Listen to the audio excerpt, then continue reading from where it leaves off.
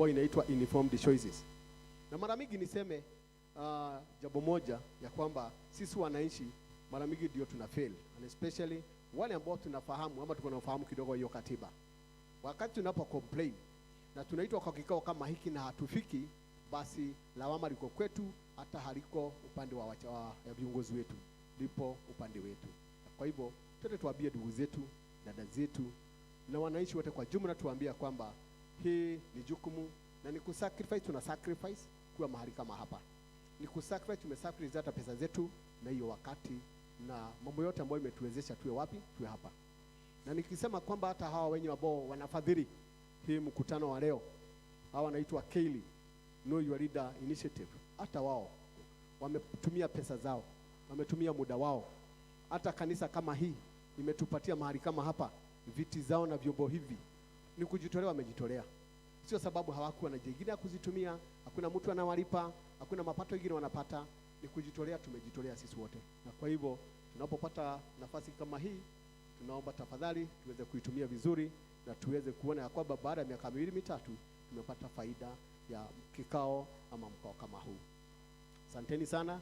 Nataka kualika mwenye hii boma ama host ambaye ametukaribisha boma hii na tuweze kutuelekeza hapo pengine. Karibu Pastor Zack. Pigie makofi tafadhali. Habari ya jioni. Ni jioni njema ambayo Bwana ametukusanyisha hapa siku ya leo. Lakini kabla hata tuendelee, ningependa sote tusimame ili tukaweze kusikiza wimbo wetu wa taifa ili tukaweze kuendelea.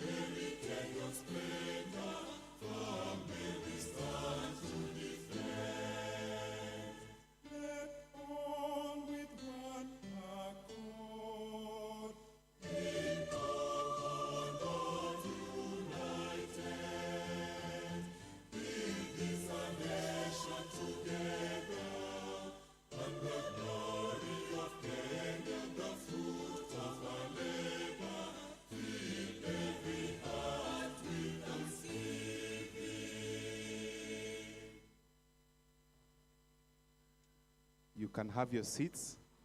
My name is Pastor Zack Lukuba. I'm the lead pastor here at Nairobi Chapel of Ngata Rongai. Na ningependa kuchukua wakati huu kuwakaribisha sana hata katika hili kanisa letu. Na kabla tuendelee, ningependa tukabidhi mkutano huu kwa Mwenyezi Mungu, na ningemuita mwenzangu Pastor Njenga kama angekuja ili akaweze kutuombea. Asante. As Nairobi Chapel, Ngata Rongai, tunaamini ya kwamba it is the responsibility of the church to be involved in the affairs of the community. And so let me invite all of you to stand up in respect to God, even as we say this prayer.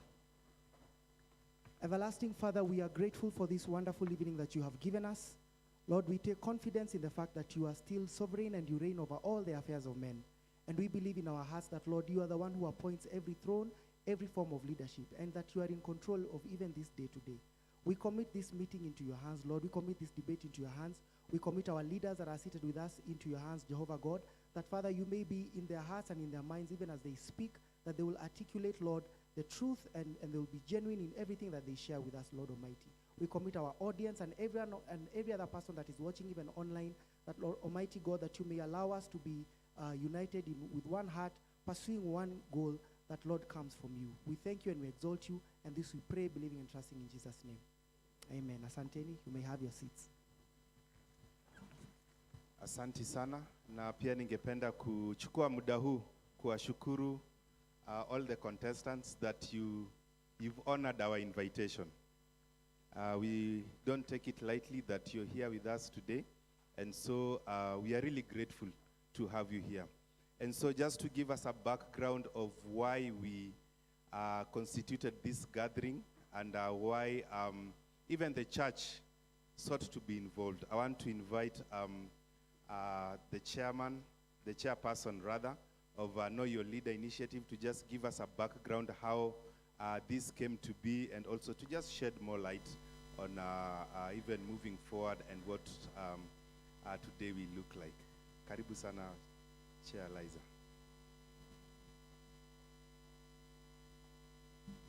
Thank you. Good afternoon. I'm Jambo. You're good? Kwa majina, naitwa Liza Kariuki, na mimi ni co-chair katika KILI.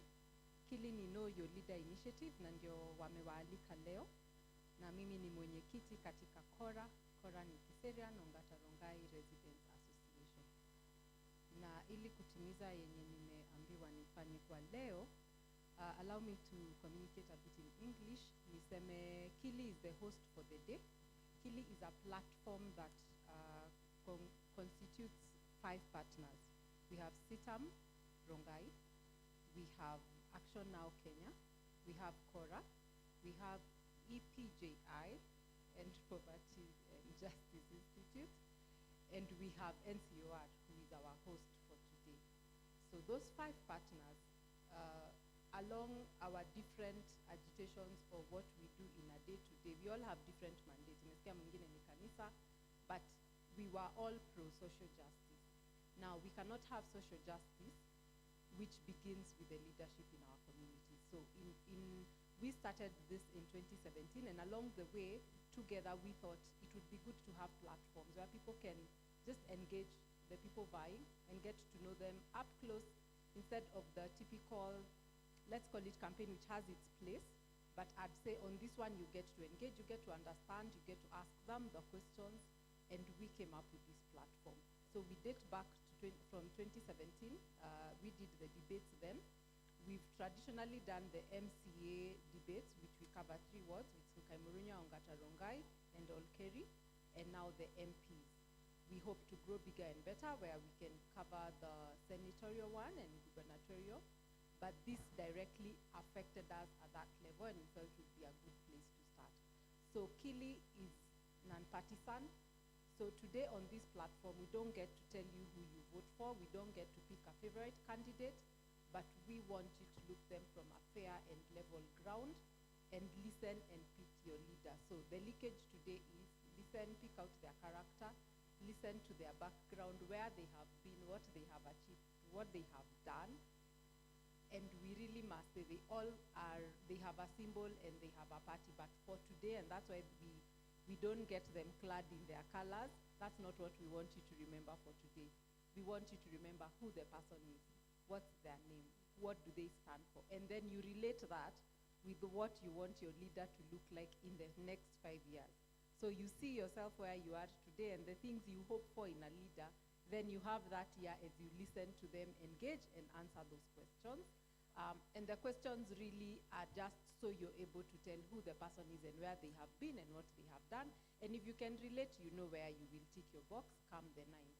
So that will be our mandate for today. And that's why we have this platform.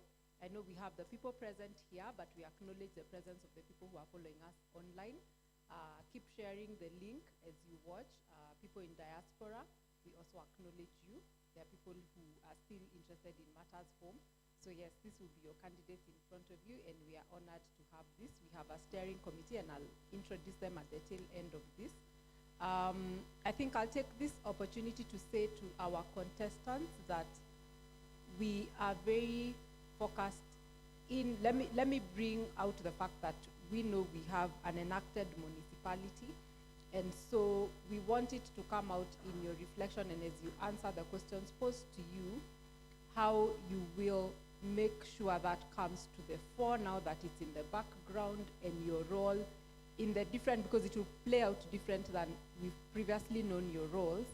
please pick that up as you answer the questions, because the leakage is that we would want our municipality to be autonomous as a people. At least that's something we've agreed in the bottom line.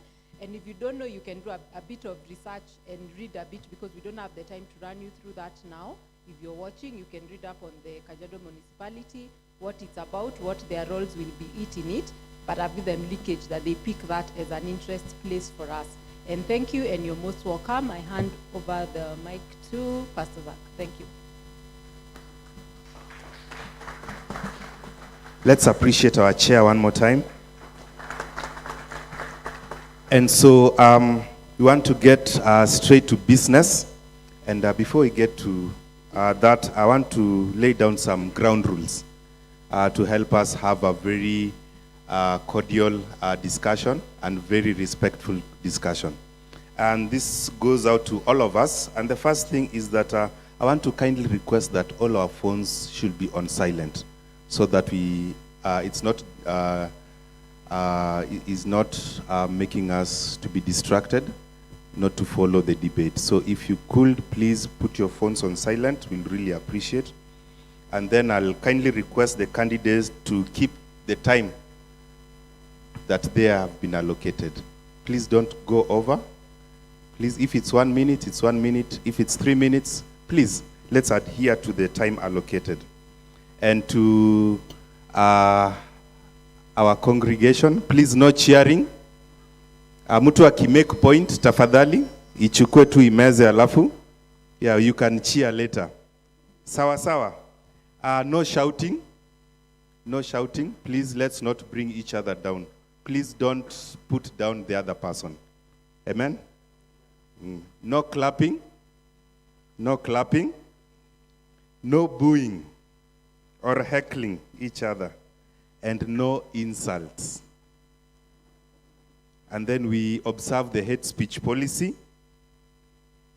And to the candidates, please, no personal attacks to a fellow candidate. I hope that is clear.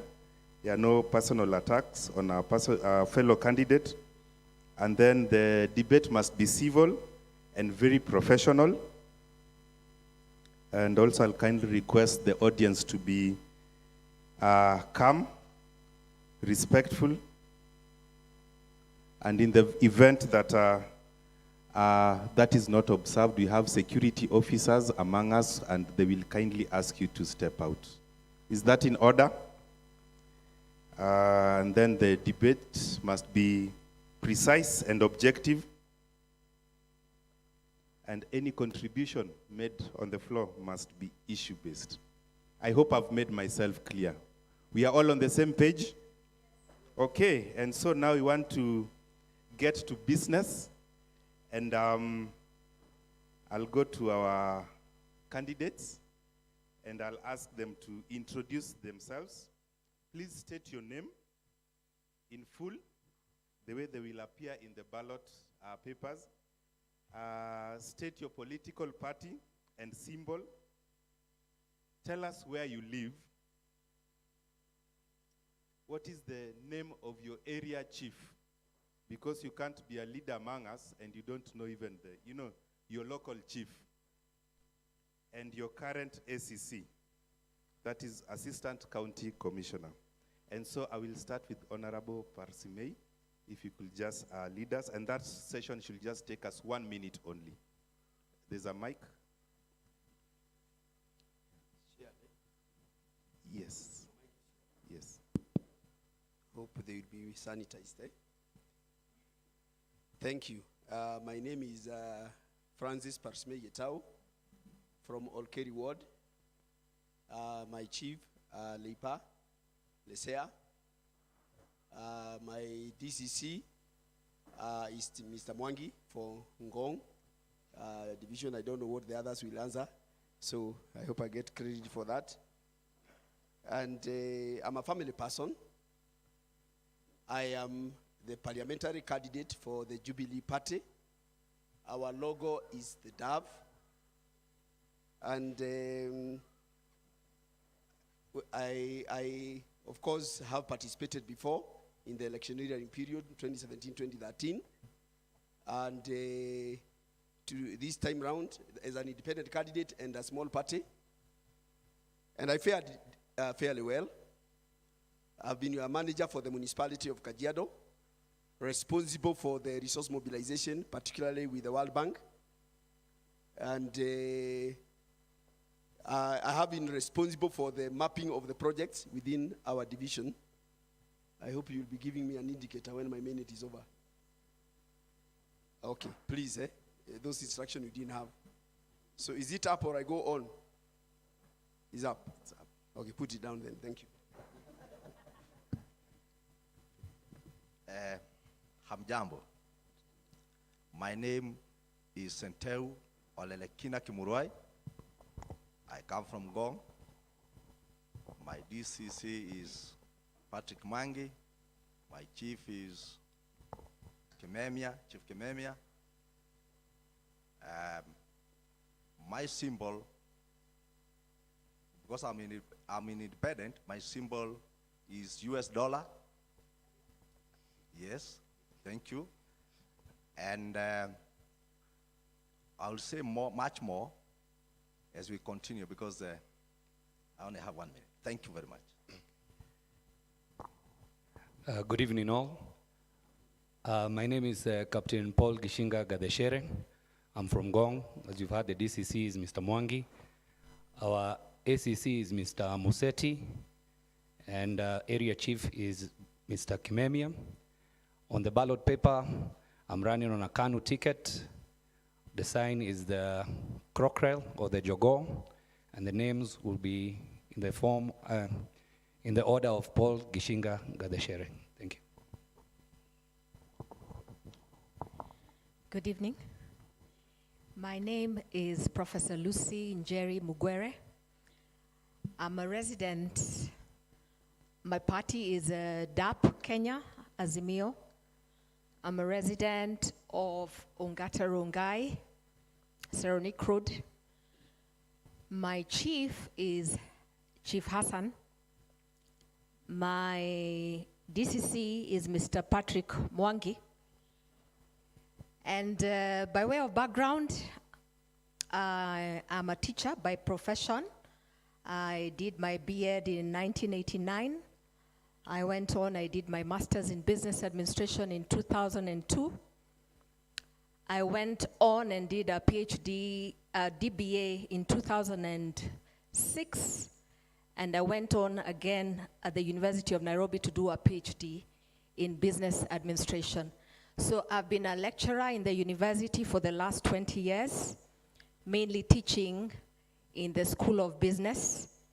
But I've also done, I normally teach human resource management, so I also run a human resource management firm. I was the founder of the HR department at Safaricom. Lately, I was also group HR for about 4 companies, and I continue to consult in HR. Thank you. Good evening. My name is Andrew Nyagwansa. I'm aspiring member of parliament. I am a family member. I have contested for member of parliament 2 times. This is my 3rd time. That is 2013, 2017, and this time. I hold a Bachelor of Commerce degree and a CII in insurance. And I'm a busy business person, but at the same time a politician.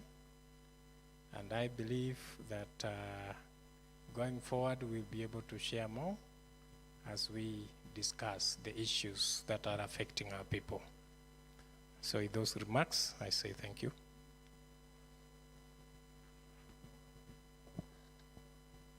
My name is George Yogo Obure.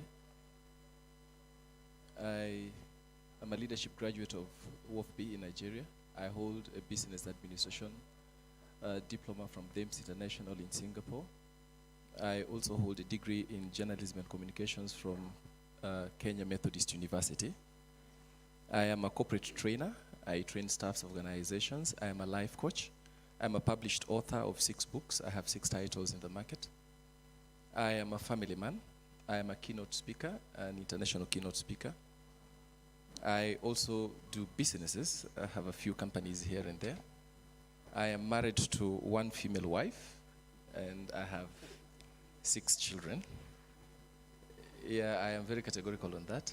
It's 1 female wife, not just a wife, but a female wife. My chief is the wife, Mrs. Nyagwansa. She's called Judith Nyagwansa. So I am seated next to my first man. I think we'll talk much after that.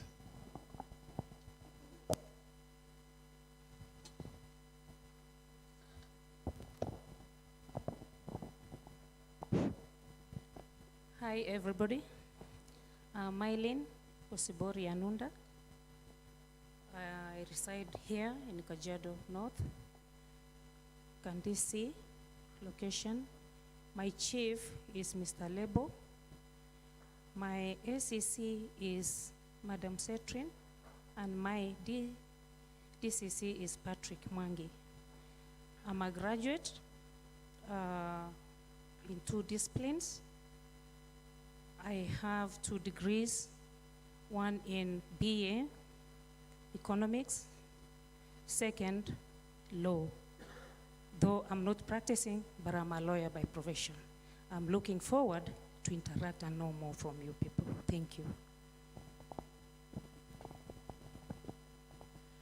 Good evening. I'm Jambo. My name is Dennis Leyan Siole. I am a candidate of the parliamentary seat here in KAJIADO North. I'm representing the party Chama cha Kazi, led by Moses Kuria. The symbol is a blue overall. I'm a graduate of, I did Bachelor of Arts for International Relations at United States International University, that's USIU, and also did a minor in criminal justice. I was born and raised here in Kiserian at Olonana area, where my chief is Chief Lesea, and my DCC is Mr. Mwangi. Thank you. Hi, everybody. My name is Anita Soina. I am the youngest candidate for Member of Parliament position in the Republic of Kenya. I am an environmentalist. I am running using a Green Thinking Action Party, and our symbol is a seedling that has some coins. That is to show the growth of we are encouraging the growth of the economy. And I am a positive social change catalyst with a strong inclination on environment conservation and other related SDGs. I sit in the body of youths in the Kenya Youth Presidential Climate Change Commission that was recently commissioned by the president in Sweden. I also run an organization. I am a published author with 1 book, that is the Green War book. And I have so many titles that if I continue to list, I don't want to see the time tag up. And I think we share the DCC with all these candidates. And my chief is Chief Hassan, just like Professor. Thank you.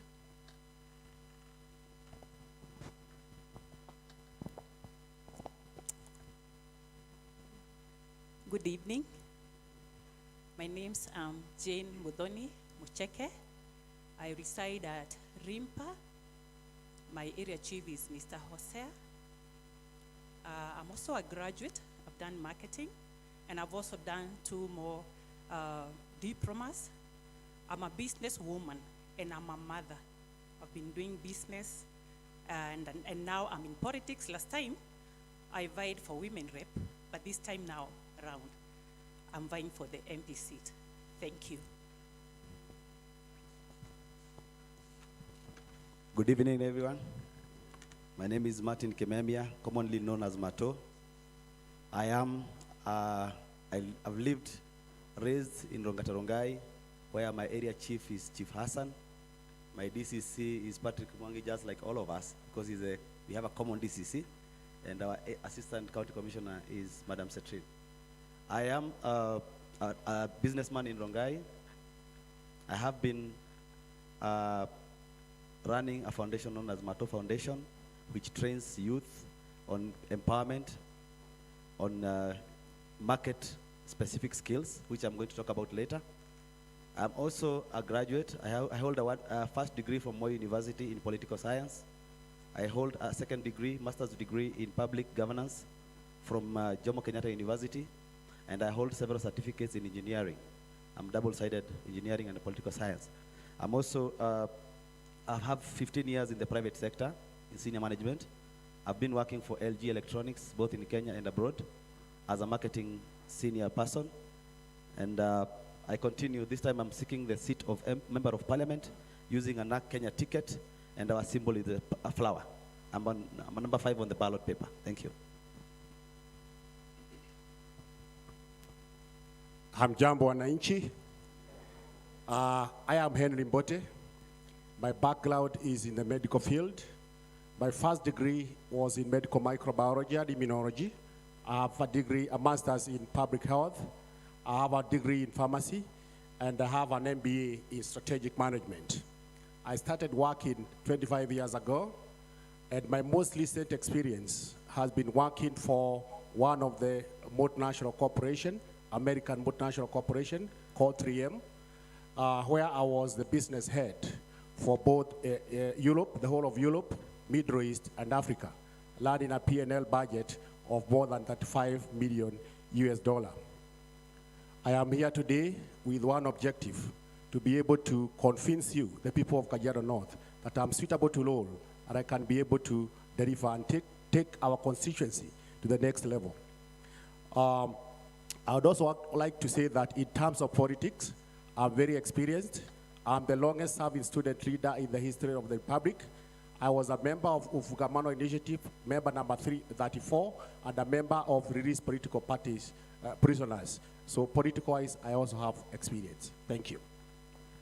Thank you very much. Now that we know you, we want to get down to business, and I'd like to give each one of us 3 minutes to just share your manifesto.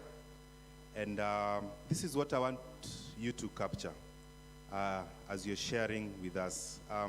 Share your vision, 3 key deliverables, the things you want to do for Kajiado North, and in what priority will you address these issues legislatively or representatively, if elected, and how will your team look like?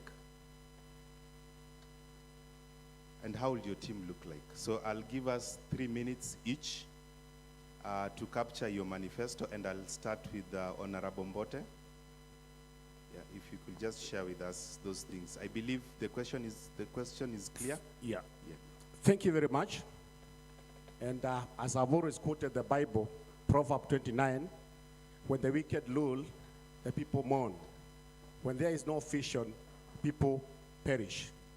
What I'm presenting to you is my vision for the Kajiado North, and my vision is to transform Kajiado North into a residential and business constituency of choice by providing a high quality of life to all its residents by the year 2027 in a clean and secure environment. What is my mission? It is to improve the quality of life for all the Kajiado North residents through effective, participatory, and transparent management of their resources. My vision is normally built, anchored on the Vision 2030 and the Global Sustainable Goal. In terms of my vision, I've also come up with a 5-year strategic plan with clear metrics and deliverables. And as I said, my background also, I have done an MBA in strategic management. I've been leading people and coaching people. I know how to come up with a strategic plan, which is very realistic, smart, specific, measurable, achievable, and realistic. In education, these are very key areas that I'm going to make sure that I work on this. Najua shule zetu, watoto kwa madarasa ni wengi sana. So one of the key deliverables here is to build at least 5 classes in every school. Again, we have only 15 schools in KAJIADO North constituency. That is not enough to serve a population of 300 people. So I'm going also to build another 4 schools. I'm going to build a school in Kadisi area, a school in Rungai, a school in Gong, and another school in Ororua area. In terms of land, I know that watu wetu wa Kwale hawana title deed, and I have read and understood chapter 5 of our constitution, which deals with land allocation, usage, and classification. Your time is up.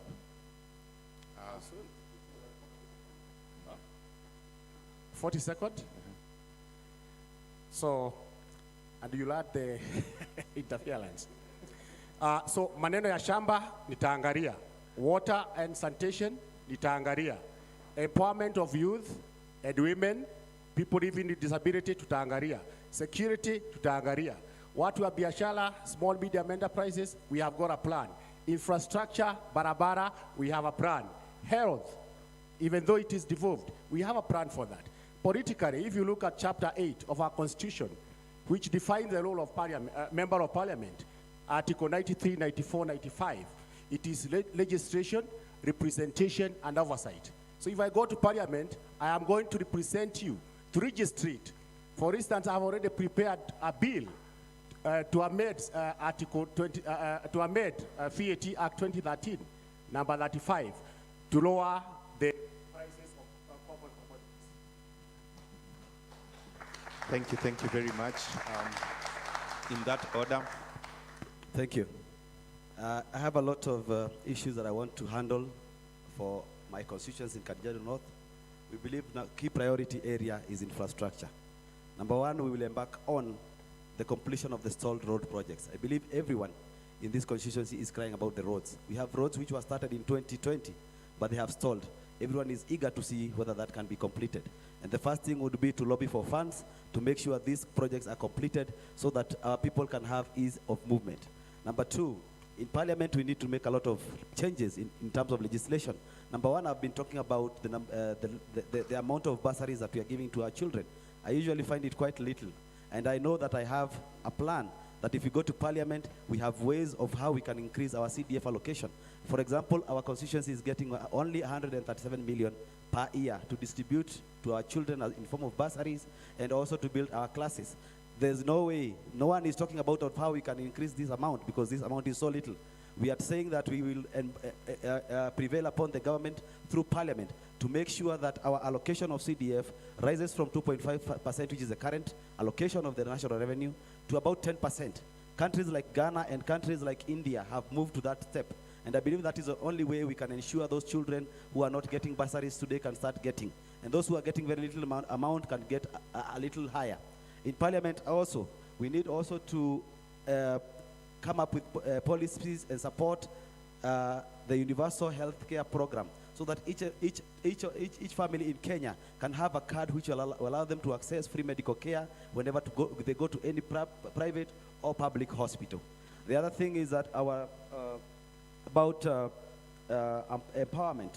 We have so many funds which are so confusing. We have Uwezo Fund, we have the Youth Fund, we have Women Fund, which are normally channeled through our banks. And you know banks are commercial organizations. They are taking advantage of our borrowers.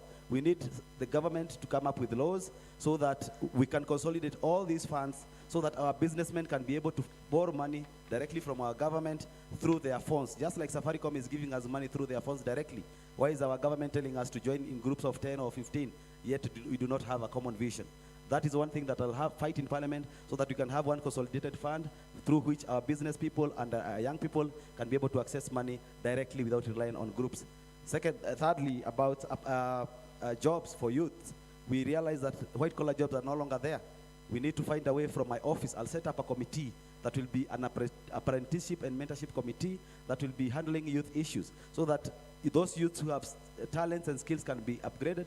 They can be supported by the government through small capitals which they can use to buy tools like cameras so that they can be able to shoot videos and upload and make money and many other things that are going to come through that office. I'm going to set up a sports committee as well, which is going to take care of our youth so that we can commercialize our sports, so that we no longer have sports as a leisure activity, but as a commercial. I'll ask probably to jump to this other side and have Honorable Parsimei take up that question. Thank you. I would wish to start by saying that it is said that education is not the papers that you do have, neither is it what is the content between your 2 ears. It is the application of what you have learned in school or college towards the transformation of the lives of the people. So really, the papers you have, the knowledge you have, as long as it is intact in your head, it's not knowledge at all. The problems of KAJIADO North and Ngong municipality, for that matter, are urban in nature. It's about waste management. It's about unemployment. It's about inadequate water. It's about congestion in the traffic sector. It's about poor roads and networks. It's about poor performing schools and congested schools, for that matter. It's about insecurity. And for that reason, you need somebody with the comprehension of what these problems are about and what solutions are about. I am an urban manager by profession. I'm an engineer by profession, trained within the country and outside the country. Urban Management, University of Nairobi, Housing Policy and Practice, Sheffield Arab University in the UK, Economic and Financial Planning in Rural Development, Israel. So with all this knowledge, I can be able to comprehend. In any case, I am the one who has developed the municipal charter for both KAJIADO and Ngong municipality. I am the one who has developed the operational manual for Ngong and KAJIADO municipality. And we are having KAJIADO constituency as actually the same jurisdiction as Ngong municipality. So the challenges are the same. And for the purposes of development, the blueprint for development for this jurisdiction will actually be the charter and the operational manual and the Urban Areas and Cities Act. None other than those ones. I'm well versed as an urban professional in that. In Parsimei, you are assured of good roads, sufficient and quality water, credit facility for all residents as an economic stimulus strategy, well-managed constituency and municipality, devoid of all the things that I've said, properly functional and autonomous Ngong municipality, youth mentorship and development programs, and a leader who is going to distinguish himself both at the county level and national through performance and mature leadership. Those are my deliverables. At the same time, that is what I assure you as the people of KAJIADO North, which happens to be the same as the municipality of Ngong. So I'm well versed. I'll hit the ground running the second day. I'll not be reading those documents that I've mentioned. When others are taking time to read them, I will be able to interpret them and give service delivery within the first few days of office. Thank you very much. Have you shown me the red card? Not yet. So for that reason, I want to thank you and appeal to the people of KAJIADO North. Let's not gamble. My colleagues are good, but we do not have any more time for trials. You have somebody ready to run. Please ensure you get your act right. Thank you. I'll direct the same questions to Captain Paul Gishinga. Thank you. One thing that we should note is the cost of living has become unbearable to all Kenyans. So something has to be done at a national level for that every citizen within the country and within KAJIADO North can be able to afford this foodstuff. In 2003, Kenya adopted the Maputo Declaration, which was to have 10% of the budget of each country that signed that declaration to be channeled towards agriculture. In 2010, Kenya ratified that protocol, but to date, it has not been able to give the agricultural sector the 10%. Once I'm in Parliament, this will be the first thing to do, to make sure that this protocol that we signed as a member of AU is fully implemented. Once we have 10% of the national budget going towards agriculture, then we will start seeing Kenya having a surplus, and the laws of supply and demand will ensure that the prices of common foodstuffs comes down. On the issues of KAJIADO North, education is a key cornerstone to everyone's livelihood. We have a very small percentage, and we are ranked very low in terms of how many children transit from primary to secondary schools within their constituency. So my part as the MP is to make sure we lobby for funds from the national government, involve development partners, because we are part of the city of Nairobi. And if we continue not having proper schools in the city of Nairobi, then we'll find ourselves harboring a lot of young youths who have no future, and we may be labeled as the place where we harbor criminals, as it used to be some time back in the area of Eastlands. So we need to change this narrative before it becomes a pandemic or a serious issue in this place of ours. Also, look into the infrastructure. We have 2 railway stations in this constituency of ours, and we do not have any roads leading to and fro from these railway stations. So those 2 roads will actually open up the area, improve security, and offer employment. There's more to come, and kindly note that we need to look at the whole country, not just as Kajiado North, for us to have a better life within the constituency. Thank you. Like we said earlier, no clapping. Please, let's just listen and follow. So I'll ask Senteu Olekina to just take up the mic and share. Hamjambo. My manifesto reads like this. I, Senteu Olekina Kimurai, I've been a councillor, a former councillor in Gong, 2002-2007. Then thereafter, because of the desire for public service, I pursued a bachelor's degree in public management at KCA University. And currently, I'm undergoing a master's degree in entrepreneurship at JKUAT. My achievement during that time, before I had worked with the TSC, Teacher Service Commission, where I lobbied for so many people who are qualified and skillful to join teaching. And later on, I worked with the Electoral Commission, where I also did a very exemplary job. So with this position now that I'm seeking today of a member of Parliament, Kajiado North constituency, I will be very intentional to say this. When I talk about US dollar, I'm talking about unity. I'm also talking about service. I'm talking about development and organization, legal legacy, and accountability and reinvestment. What I think about Kajiado North and also the country as a whole, the biggest challenge is unemployment and the death of small, medium enterprises. That is the key thing. If all of us as good leaders, and I've seen it in the past during the time I served in Ngong as a councillor, what I did is to ensure I jump-started the old market which was there. I demolished it and I came up with a new one. I proposed for the new one, and later on it was done 15 years down the line by others through the World Bank funding.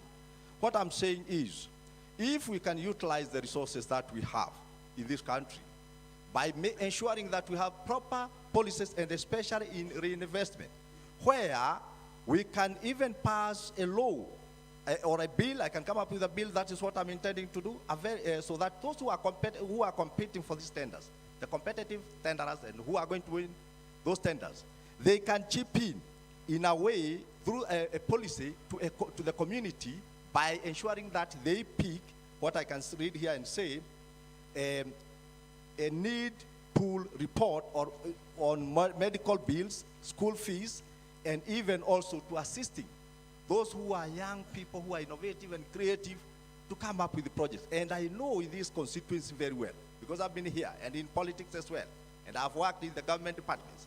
If we can organize a good policy which goes across the country and utilize it here in Kajiado, the resources which are here, they can benefit the youth in a big way. Thank you very much. I'll ask Honorable Jen Musheke to take it up, and then after I'll ask Anita Sonia to. Okay, thank you. myself, I would say, like just he has said about unemployment. Unemployment in our country, or rather, let me talk about Kajiado North, is the biggest problem. And that's why we are seeing our youth suffering, or even some going to depression because of unemployment. So for youth, we'll start nurturing the talents of our youth. We lobby for like Kazi Mtaani for them not to stay idle, giving affordable loans to our youth to make it able or possible for them to start small businesses so that they will be able to earn a living and stop becoming a burden to their parents. I would also build a fully equipped recording studio for our youth. Earlier, I forgot to say I'm a musician also. I used to do composing music and doing live performances. I'm a member of MCSK. Okay, in matters of education, I would give bursaries to all the needy children from needy families. No children, or not even one child, who should drop out of school because of lack of school fees. Another thing, those youths who will be coming from vocational training, I would look for ways and lobby for funds, how we can fund them from vocational training to make them able, from the school, to make them able to start their own businesses, so that they don't stay idle and become still burdened to their parents. In matters of security, I would make sure there is enough security in our constituency by even increasing the number of police posts and actually fixing the security lights so that we may have security. You know, even when you have unemployment, it's also a problem. It can bring insecurity because our youths, when they don't have something, when they don't have money for their upkeep, some will turn to becoming thieves. So when we create employment, actually, we are also solving a problem. We are also solving the problem of security, insecurity rather. Another thing concerning infrastructure would upgrade the roads which belong to the national government, improving the already existing schools, putting up new schools where children are forced to walk long distances, because we want our children to concentrate. Honestly, we need to build schools at least near to them, where they are not really getting so tired in the morning or even in the evening when going back home. In matters of upgrading small businesses, we'll even lobby for funds to support our people, actually for them to be able to boost their small businesses to improve the livelihood of our people. In matters of water, we'll make sure there will be clean water supply in our KAJIADO North constituency by improving what we already have. Time is up. Time is up. And also, people living with disability, we have not forgotten them. We'll have something for them. Your time is up. Your time is up, Mheshimiwa. Just Anita. Okay, thank you very much once again. And so to avoid repetition, I believe all these are leaders, and everything that they're saying here today will have an impact to our society. So whatever has been raised here will also be part of my implementation of what I want to do in KAJIADO North. Secondly is to let us acknowledge that we are not short of manifestos, we are not short of ideas, we are not short of solutions. I personally believe that we as the people have the solutions to our problem.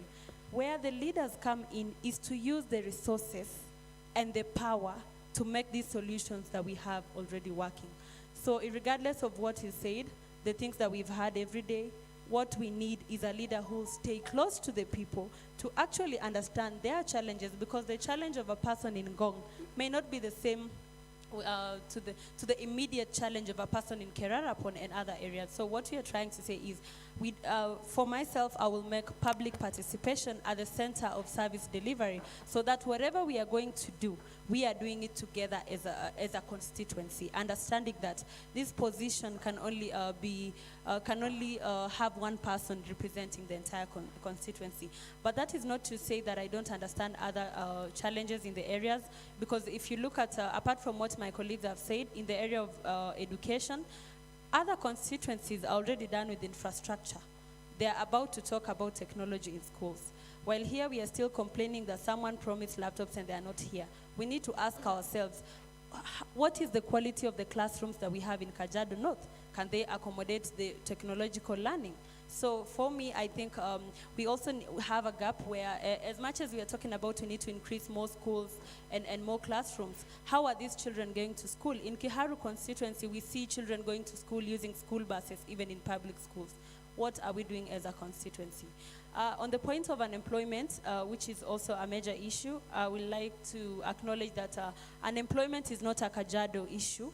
It is a national issue. And you cannot solve unemployment in your office or promise youth jobs from your office. You need to come down to them, understand, because some challenges does not really need a financial aid to support. And lastly is that from all the networks and the connections that we've created and that I have personally created for over the years outside the country, we are going to make sure that we source funds, we bring them to the country so that we can do something beyond the CDF kitty that we actually don't really have but manage. So ask yourself, if that leader who is seated right now loses that fund from their office, can they still resource mobilize using the position that they have to get people going and empower people's businesses, so that even in the next few years we are not talking about bursaries, we are talking about something else. That is my vision. Thank you. Thank you. I'll ask Professor Lucy Njeri to take it up, followed by Nyangwasa.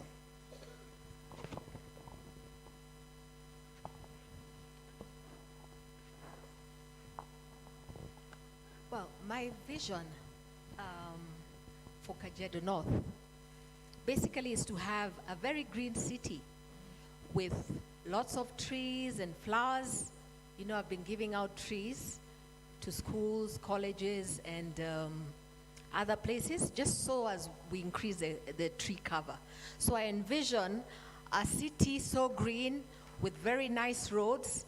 I want to say the roads will be my first priority, because the roads here are pathetic. All these inroads, I think that will be my first agenda, to get into all these inroads in KAJIADO North, because they're terrible, especially when it rains.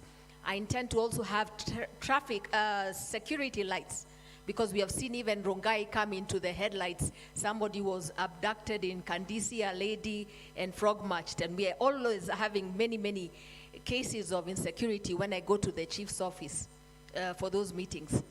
Another vision I have is to really upgrade the schools. As a professor, I'm very much concerned with the education in our schools. So I think I will upgrade the schools, make sure they have teachers, they have books, because right now the children are just getting E's. There's actually no education going on in these schools. The children are also going very far. I discovered where I stay, there's only one public primary school. They're going very far. I also discovered in Kiserian, very many girls didn't go back to school during COVID. They got pregnant. And I want to encourage them. Girls, go back. I've given my own land. I have some 15 acres in Sagana. And I want to build a girls' boarding school, because I'm very passionate about girls. I think when girls are in boarding, they're able to learn well. Another thing is, obviously you heard that I've been a business lecturer for the last 20 years. So I want to pass on my knowledge now. This is my turn to give back to the community.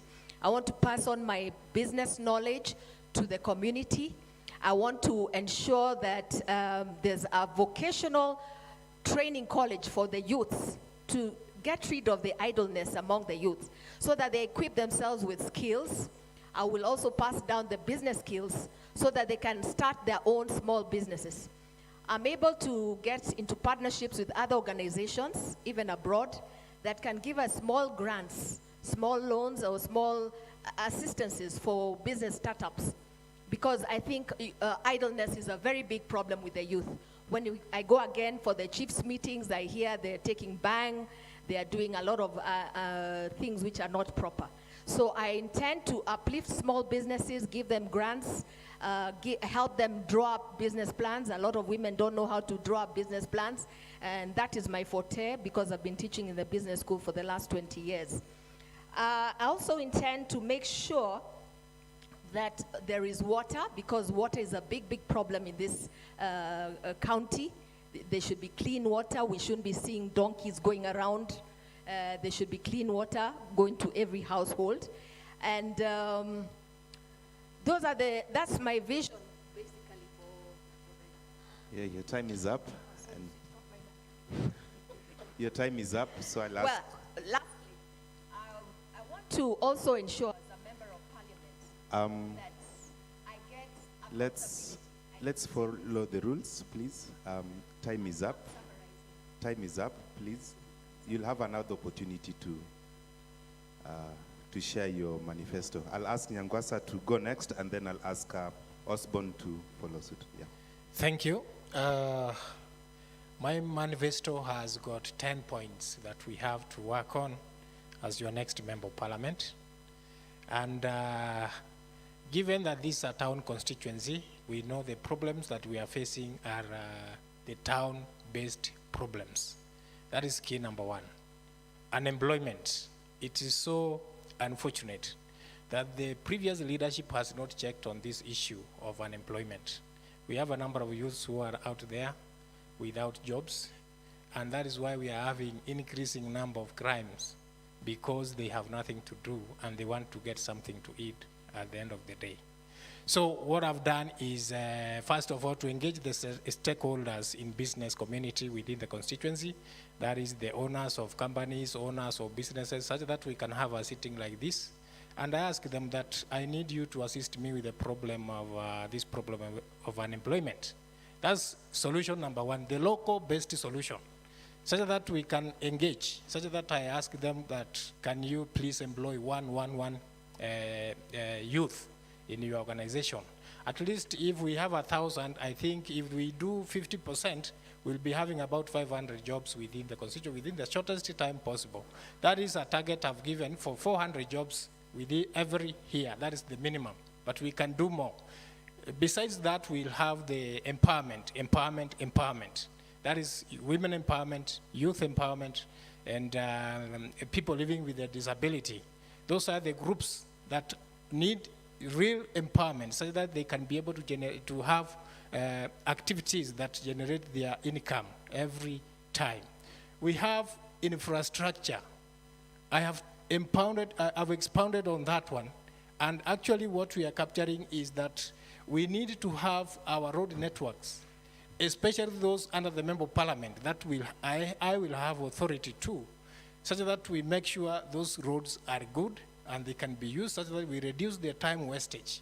In fact, if you are going to the SGR station at Kandisi, I can tell you, you will use more time than going to Bomas of Kenya. So that kind of situation, we want to eliminate it. And I've said those toll roads, I'll be doing them within the first 100 days, because some of them have been done halfway. So we don't understand why the sitting member of parliament has been so quiet, rather than pushing those roads such that they should be completed by today. That is another thing that I've checked on that. And then when I talk about education, education is key in every society. And this being a town constituency, it is unfortunate that we see our children crossing over to Karen. That is another county, another constituency. And we are in KAJIADO. That because maybe we don't have enough classrooms for our children, or we don't have enough schools. I've said I'll be able to bring up 5 primary schools and secondary schools within the constituency. That is, every ward will have one additional. And then we improve on the existing schools, such that we can fight the increasing population of pupils and students to school. And then at the same time, because building the schools does not end there, we need to have good results. So I need to engage the teachers. I need to engage the school community. and the staff, such that we can have results within our constituency. Your time is up. And last but not least, talking time of is- security, Your we time need is also up. to Please, let's keep the harmonize rules. our community policy. Osborne, please, you can go next. Well, I would not want to talk as a politician. I would want to talk as a realist and a leader. This is because politicians have a way of saying things and giving promises that excite our emotions and our feelings. Apparently, we are so gullible to the fact that we applaud the best of lies. Why do I say that? For example, when I say I am going to tarmac roads, build roads for you, build schools, and do the rest of the things, a member of parliament only has one fund to which he has access, and that is National Government Constituency Development Fund. For example, last financial year, we had around 137 million Kenya shillings. That can't do the promises the members of parliament say. Now, personally, I would not want to be a good liar, but I just want to be a good beggar. Because as a member of parliament, you are the representative of the people, and the government works through what we call that implementing agencies. That is the ministries, the government different ministries, to which budgetary allocations are given to do several things. The member of parliament finds himself in between two governing authorities, both the county government and the national government, to which funds are allocated, with only National Government Constituency Development Fund to oversight. And therefore, your responsibility is to be a good beggar between the various implementing agencies. Now, with that, I look at the several ways through which I can, number one, focus on business development in KAJIADO North constituency. Because we are the greatest revenue earner, which basically comes from micro, small, and medium enterprises. And therefore, if I can target the way of raising funds from both the development partners and the government implementing agencies, creating a business board to enable us as individuals build at least 1,000 businesses every year through an economic stimulus program. And that is to say we will have approximately 5,000 businesses built by the end of 5 years. I am looking at what I call on-site waste management to deal with the waste that is all over the places. We have come from a generation where we do not need to carry problem from one place to another area, but we can do green energy within our local authorities and local governments, and also light our own markets and raise revenue from the same places. Now, I was told to only speak about 3. Thank you, and God bless you. Thank you. I'll ask Mylene if you could go next, and then you have Dennis.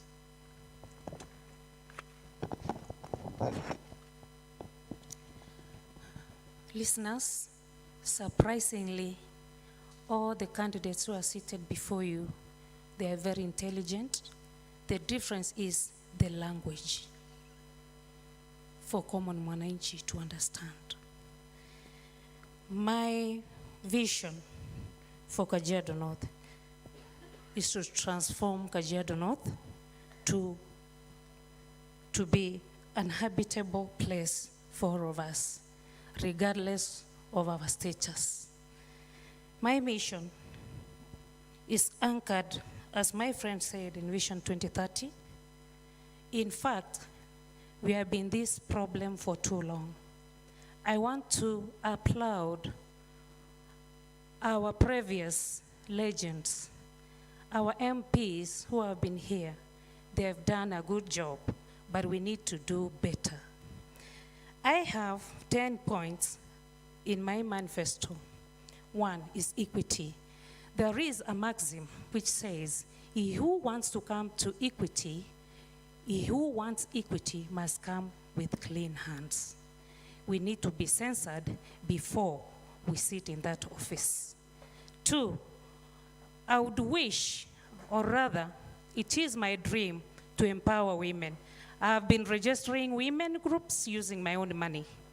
And I'm looking forward, even after achieving or attaining the certificate, they need to be funded to improve their lives. 3, youth empowerment. I'm a mother of a youth. who is struggling to get a job. It pains any parent to see a child struggling to get a job even after we've promised them. 1 minute left. Oh, let me try very fast. Let me go in point form. So youth empowerment, if given time, I shall expound. Persons with disabilities, orphans, widows, widowers, and even single parents. Another one, roads and electricity, given time I shall expound. Another one is security, education. Thank God I've served for 15 years in the CDF committee, and I was in charge of the CDF bursaries disbursement. I think I really feel that we need to do more because I have the experience, I know, and I saw what happened or what happens. Number 10, the last one, feeding programs in our primary schools. Our children, as a mother, we know the balanced diet, and I sacrifice even to use my own funds to fund the feeding programs in our primary schools. And lastly, as a leader, we ought to behave like giraffes. We must see ahead. Thank you so much. Dennis, go ahead. Thank you. You asked about vision and 3 key issues, so I will stick to that. Well, my main vision for KAJIADO North is, first of all, to have a united and peaceful KAJIADO North, because it is very difficult for us to implement these manifestos if we are not united and if we do not have a peaceful constituency. That is my vision for KAJIADO North. For my 3 key issues, I will touch on education, youth, and infrastructure. Why education? Education is an equalizer and is a tool of empowerment.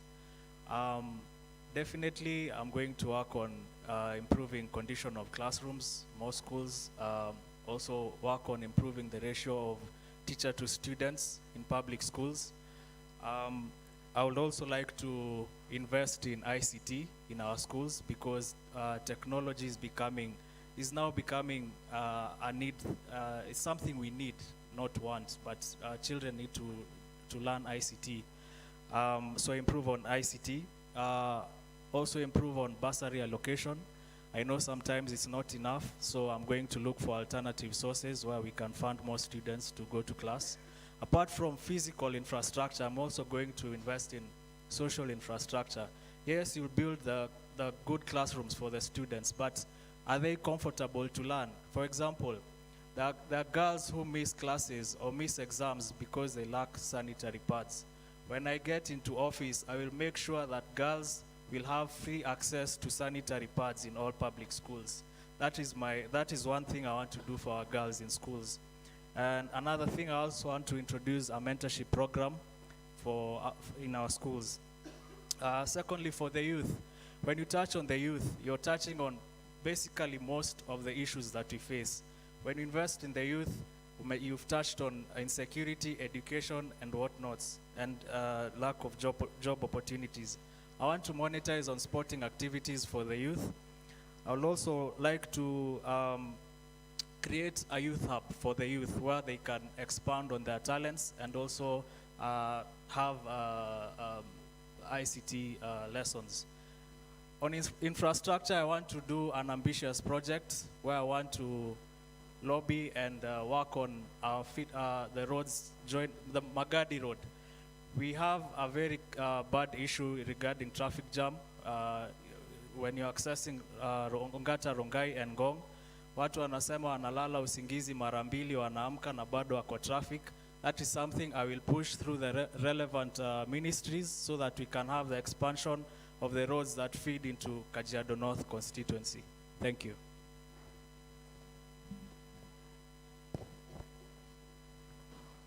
Good evening. Hi. Mweza kunisikia? Wenzangu waheshimiwa, my fellow residents, my fellow citizens, good evening. Tafadhali tuwapigie waheshimiwa makofi. Thank you very much. We were earlier on denying you to sipiga makofi. This is the opportunity. from the Know Your Leader Committee and the moderation table would like to really appreciate our leaders for making time to come and speak to us as residents. We always believe that as residents, we requested you to come and speak to us. You took time to come and speak to us. So we can say this without a shadow of a doubt, that we are sure one of our MP candidates is coming from here. Is that true? Tuwapigie makofi. This is the debate we normally say is the make or break. You go through kwa hii debate, you're good to go. So we have a second round of questions, waheshimiwa. At the beginning, tulikuwa tumeelezewa ya kwamba we have a question of the municipality that is very important. We are going to ask a round of questions. We'll request that you just take your notes for the questions because these are not obvious. We'll just call upon you. Maybe before I do that, allow me to recognize a few people who are seated amongst us. We want to recognize, appreciate Pastor Kigera. I think we can see you somewhere. Just stand up and wave. Thank you very much. He's one of the co-organizers in the previous debate held in Ngong. We want to appreciate and recognize the presence of the speaker, ya wabunge la mwananchi, Ongata Rongai, Bwana Peterson Obegi, karibu sana. Tuwapigie makofi tafadhali. And yes, also recognizing the rest of us who are here. The only question that we'll request is tafadhali, let us allow waheshimiwa waweze kutuongelesha. We accord them that due respect. We had requested wakati tulitengeneza hii debate, tafadhali let's not have our campaign materials here in the building.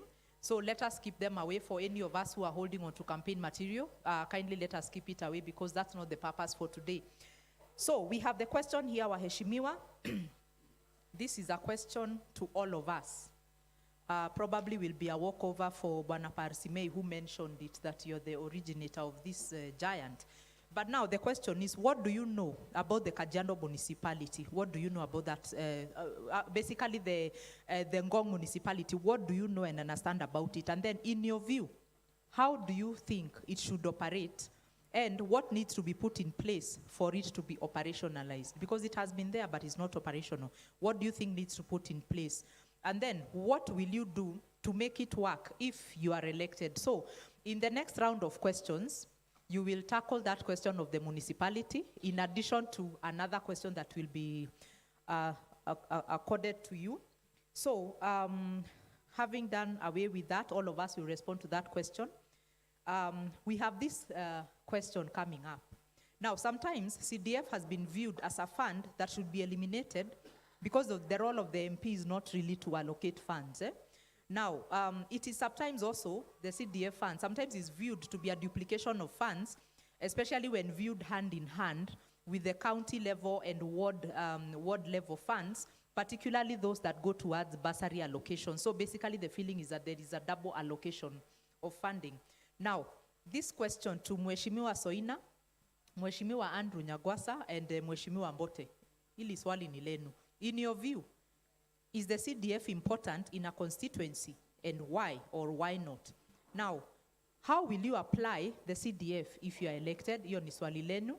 The second question with regards to CDF goes to Bwana Mheshimiwa Parsimei, Mheshimiwa Dennis, and to Mheshimiwa Captain Gishinga. How will you ensure public participation in your decision making and resource distribution, especially for the CDF funds and the bursary funds? Now, we have 2 minutes for this round, exactly 2 minutes. The timekeeper will show us the time. So remember to respond to the first question on the municipality and then the one on the CDF. We can start off with the Mheshimiwa Soina.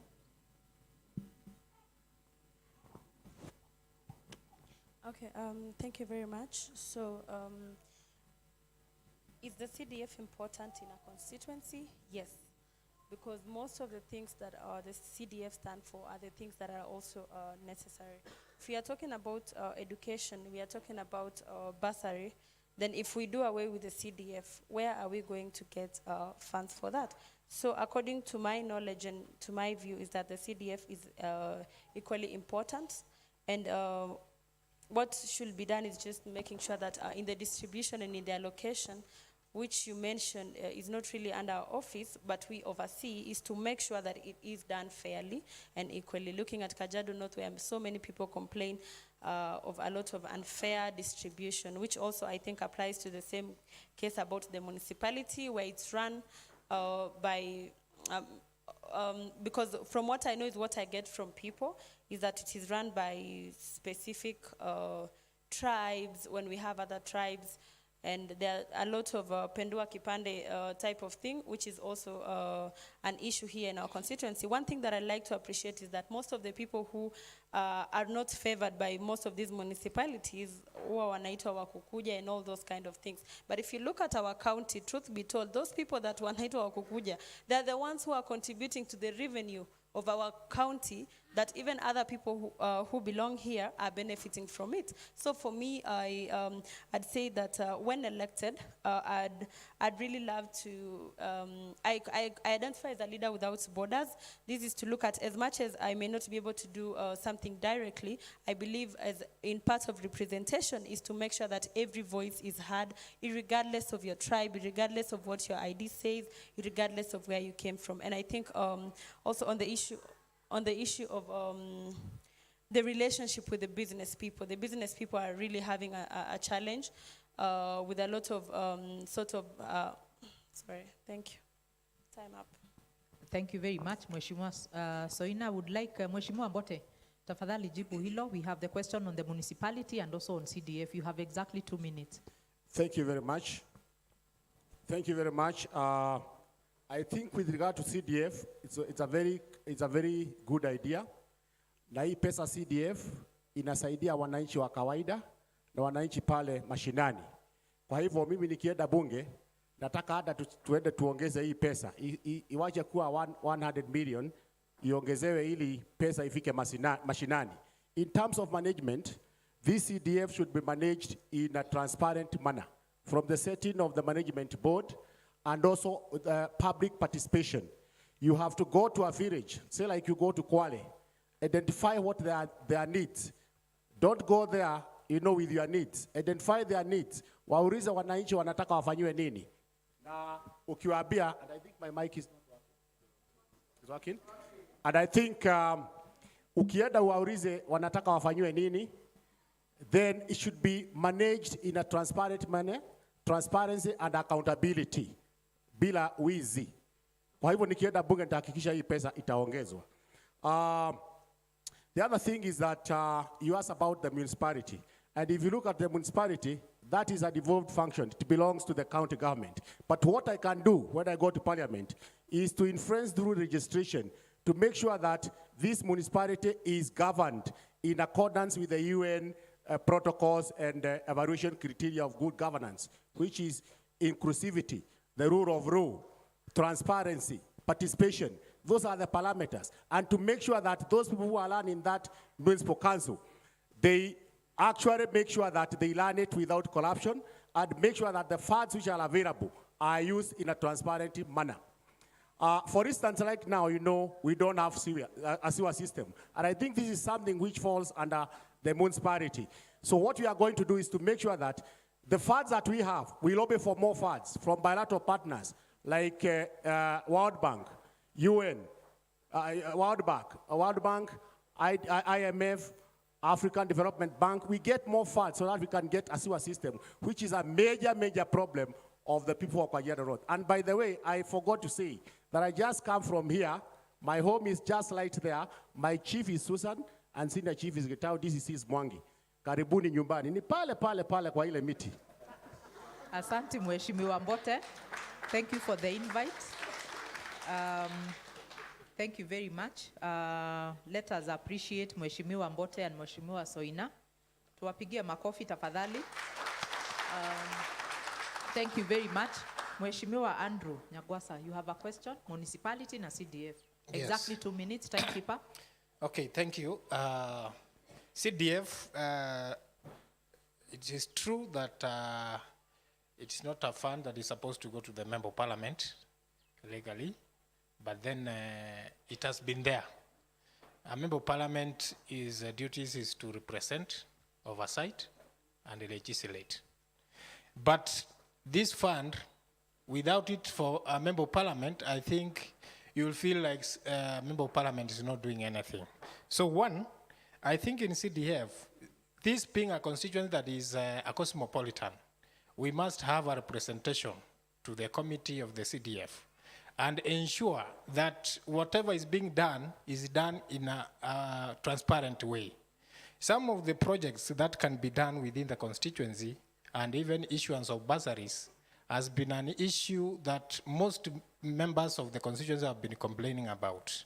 So as a member of parliament, I'll have that committee do extra work such that they enable everybody or whoever is supposed to get the bursaries is able to get. I've just put up mechanism which will identify the needy cases within the constituency so that they are able to get the bursaries and have development that, like currently, you know, even if it is the tenders that are being done within the constituency, most of the people may not know who is doing those tenders. So we need to have that transparency in distribution of the CDF funds.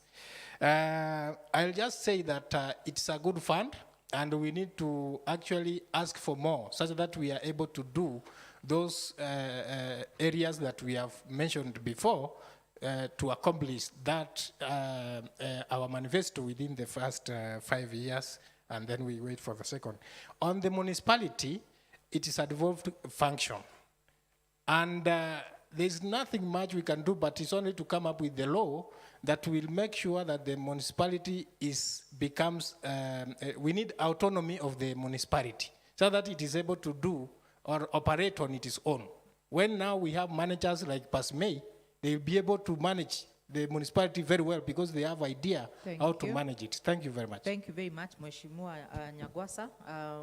Now we have a second. Let's appreciate Mheshimiwa Andrew Nyagwasa, tafadhali. The second set of that question for CDF was asking about, was sent to Mheshimiwa Dennis, Mheshimiwa PASMEI, and to Mheshimiwa Captain. So please remember to respond to the question on the municipality and then answer the second part of the question, which was asking, how will you ensure public participation in your decision making and resource distribution, especially for the CDF and the bursary funds? Let's start with Mheshimiwa Dennis.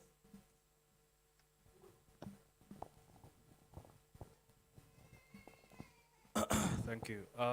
Regarding the CDF, I will use the law in managing the CDF, whereby I will simply be the patron and not the, you know, these days MPs act as the owners of CDF, but I want to simply be the patron, whereby we have development committees straight from the village level to the ward level, and I think we have something called the community development committees that should ensure public participation when it comes to development projects using the CDF.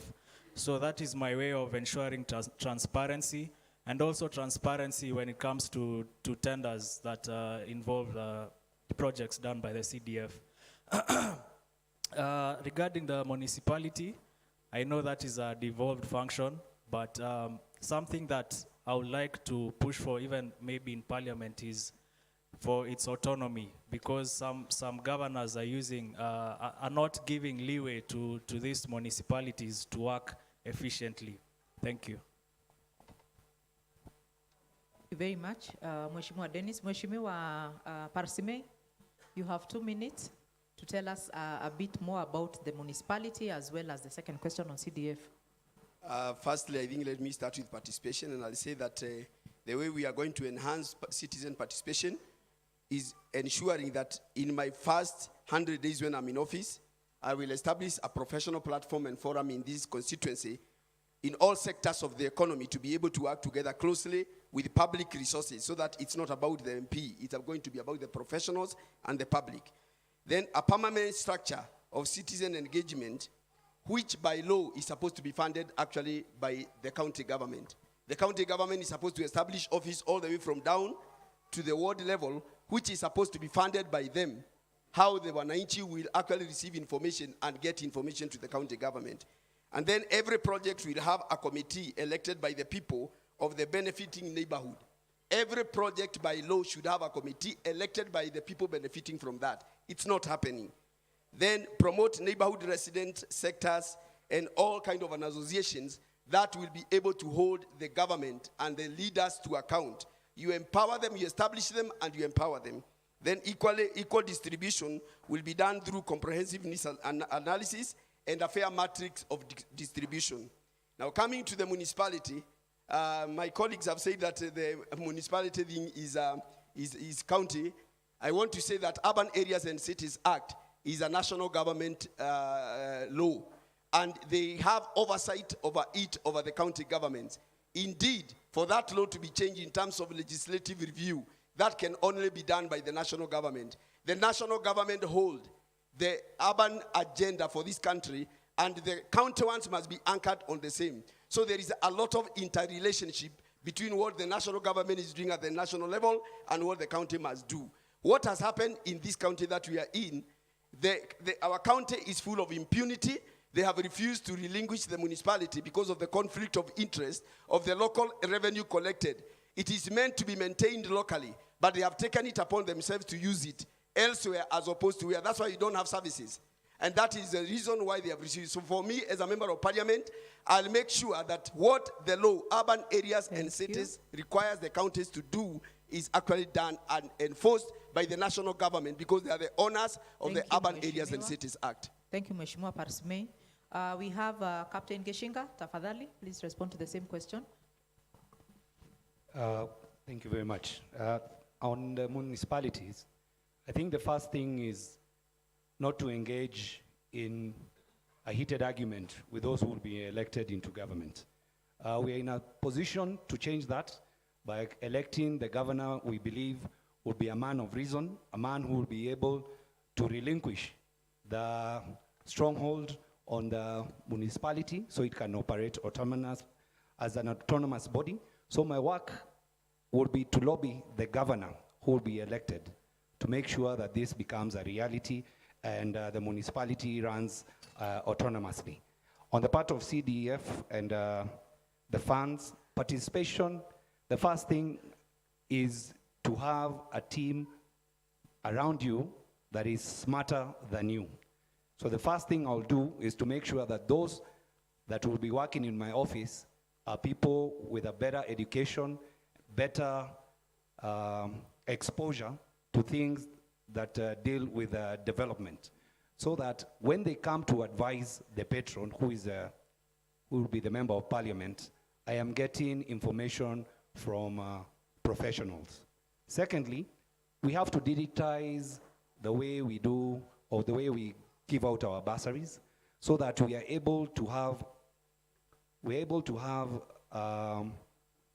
a list that we can refer to, and the public can be able to see that who has been entitled or who has been given this money for the bursaries. One thing that we need to do is to ensure that once one family has been denied the bursary in a particular term, the next term they are the first ones at the top. Secondly, involving head teachers, because head teachers are the ones who actually know which child has a problem. Currently, the head teachers are not involved, and we need to involve them so that we identify the really needy cases so that the bursary is allocated to them. Thank you. Tunaweza wapigia makofi tafadhali. Thank you very much for the responses. The second set of questions still around representation. We have questions to Professor Lucy. Tuko na swali kwa Mheshimiwa Kimemia na tuko na swali kwa Mheshimiwa Yogo. This is the question. Remember the question about the municipality. Na swali ya municipality ilikuwa, it was actually very simple. What do you know about the Ngong municipality? And in your view, how should it operate? And what needs to be put in place for it to be operationalized? And what will you do to make it work if you're elected? That was the question on the municipality. But now, we will request Professor Lucy, Mheshimiwa Kimemia, and Mheshimiwa Yogo. Question for you here. What gaps have you identified with regards to representation of Kajiado North in the National Assembly? What gaps have you identified? Exactly 2 minutes to respond to the two questions. Tuanze na Mheshimiwa Kimemia, tafadhali.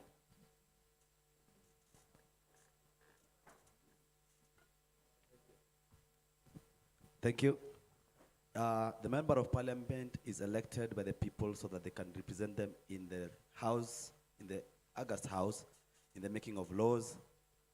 And this, many of us can agree that we have not been properly represented when it comes to making of the laws. Our member of parliament has done so well in matters that touch on the grassroots development, but in national matters, I think we need to up our game as KAJIADO North. We have laws which have come out in this previous session of parliament, which have really affected the lives of people, but we have not seen our interests being catered for. For example, KAJIADO North has only, I think, 41 kilometers of road, a tarmac road, from Masai Lodge all the way to Bulbul.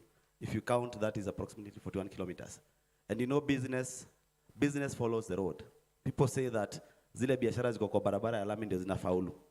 I have strong belief that when it comes to allocation of funds for building of national roads, we have not had our fair share.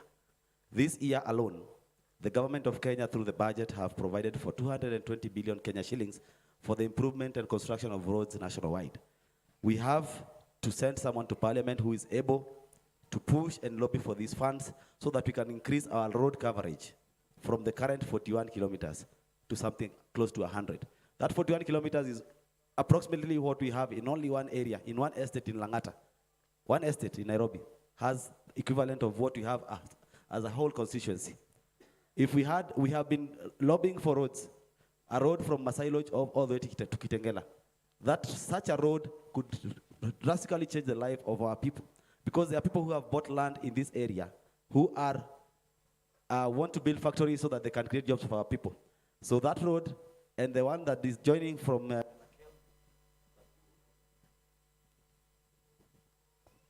I think that time we are being allocated is too short. Mheshimiwa, you had 2 minutes. Thank you very much.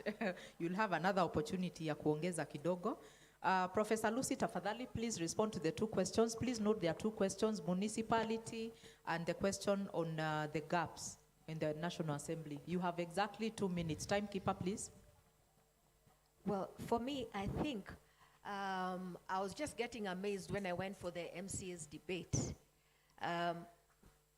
that 300 million came to the ward. I was also told 1.8 billion came to KAJIADO North. I don't think the problem is a lack of money in the county. The problem is accountability. This money is not going where it is meant. It is not helping the people. So one of the things I really want to fight when I go in is to fight this corruption and this eating of public funds. Right now, I was looking at the audited accounts of KAJIADO. I was looking at them myself. I discovered there's around, is it 600 million, which cannot be accounted for in cash towards the end of last year. And there are very, very many gaps in terms of accountability and how funds have been used. There are some things, monies that are just disappearing. So my role will be to ensure the funds go to do what they're supposed to do. We have a lot of needy areas here. I was even surprised to find that money went back from the county. It went back to the treasury.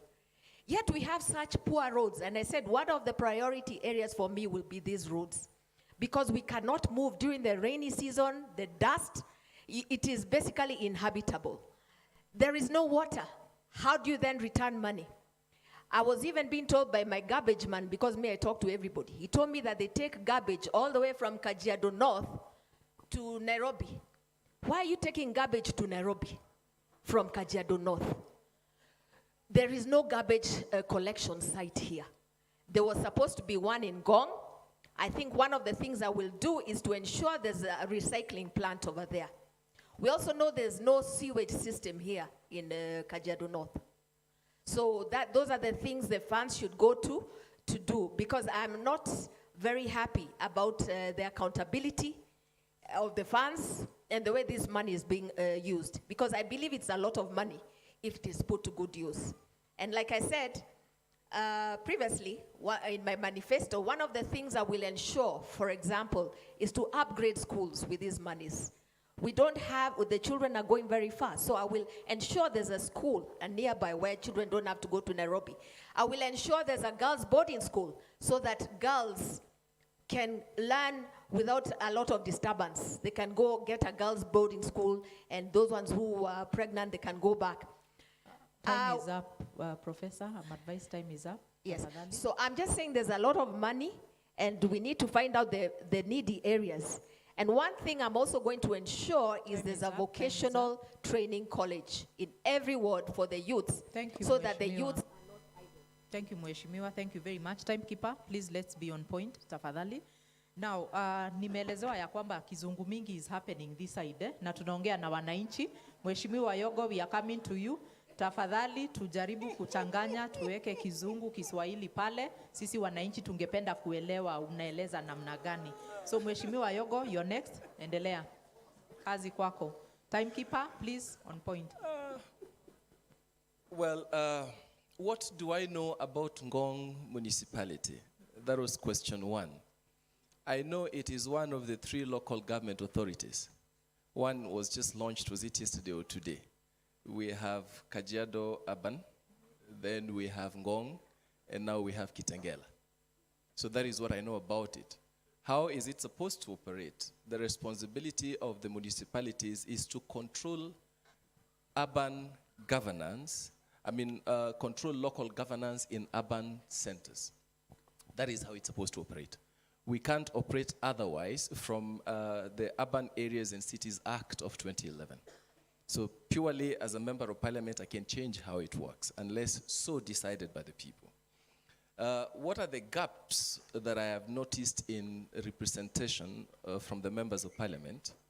I would talk of 2 things. 1, I am yet to see one law that was done by our member of parliament at the National Assembly.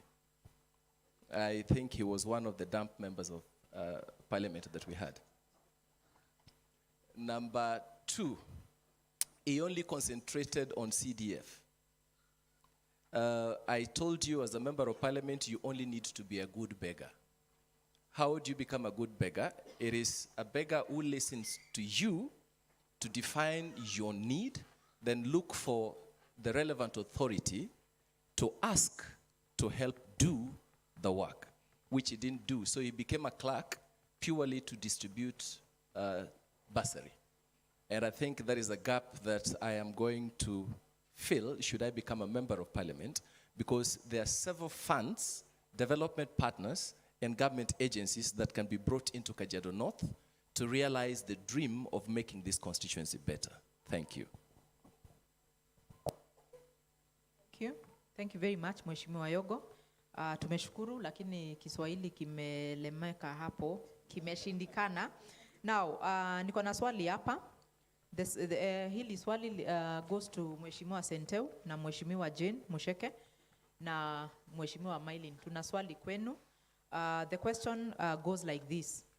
Has to do with schools. Our schools in Ongatarongai division are rather few and far apart. Nasoma swali. Allow me to read the question vile ambavyo ilitumwa. Remember, we are asking questions that came from the residents and the citizens around. So nikiuliza swali utaweza kuinterpret in Kiswahili as you respond. Thank you, Mheshimiwa. So our schools in Ongatarongai division are rather few and far apart, leading to overcrowding in schools. Yani tunajaribu kusema ya kwamba Ongatarongai, hii area ya Ongatarongai, kuna shule ambazo ni chache sana, halafu unapata ya kwamba watoto wako wengi kwa darasa moja. Actually, too many children in one class. Now, the other issue number 2, the results that we see in our high schools especially, the results are actually not very good in Kajiado North. The results are wanting. Watoto wetu hawa perform vizuri, so huwa tunasema wameanguka, although where I come from we believe there are no failures in life. Now, what is your plan, or what will be your strategy to improve the education level in Kajiado North, touching on both infrastructure as well as the quality of school leavers? That question goes to Mheshimiwa Senteu. Tafadhali utajibu hilo swali. Tuko pia na Mheshimiwa Jane Musheke na tuko na Mheshimiwa Mailin. Those 3 tafadhali mtajibu hilo swali. I'll give you just probably 1 minute to think through. I'm told that my co-chair would like to pick up 1 minute just to again let us know the reason why we are here, and also probably acknowledge one or two of us who are sitting here. Madam Liza?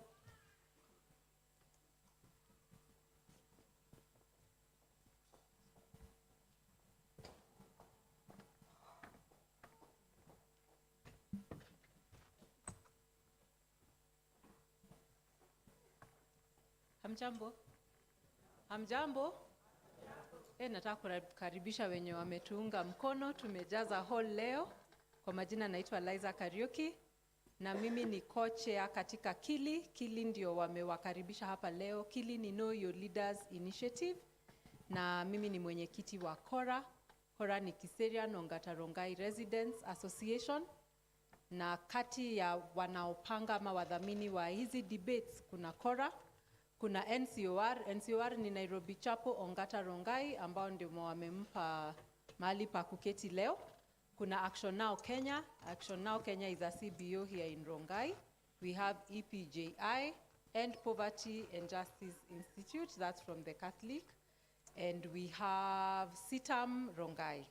So we are 5 partners and we came together in 2017. 2017 tukafanya debate. Sijui ni wangapi walihudhuria? Do you have people who are here in 2017? We held them here. A few? Aya, hili jambo tulifanya kila miaka 5. Kwa hivyo in 2027 mkuwe double the number, and I hope hivyo ndivyo empowered votes zitakuwa. So I'd like to mention our sponsors today. Wadhamini wetu ambao wamejitoa mhanga, wametoa pesa zao, na wafadhili ambao ni wafanyabiashara hapa Rongai. We have Equity Afya. Equity Afya is an institute that is taking care of your health, I think under Equity Bank. We have Dr. Teeth. Dr. Teeth is a dental practice, wako Isalu Center. We have now the main partners. We have KORA. KORA is a residents association. Under residents association, we are in small clusters. Nwangapo wako kwa nyumba 10? Nani anaishi mahali? Nani ametoka mahala? Somewhere. Where do you live? In Leisa. Thank you. So if you're in organized groups, wa estate wanajiita estate association. If you're in wherever you are, kuna vile mumejipanga. So what we do, nikikuja na group yetu tukiwa 5, maneno yetu inakosa kumfikia huyu MP.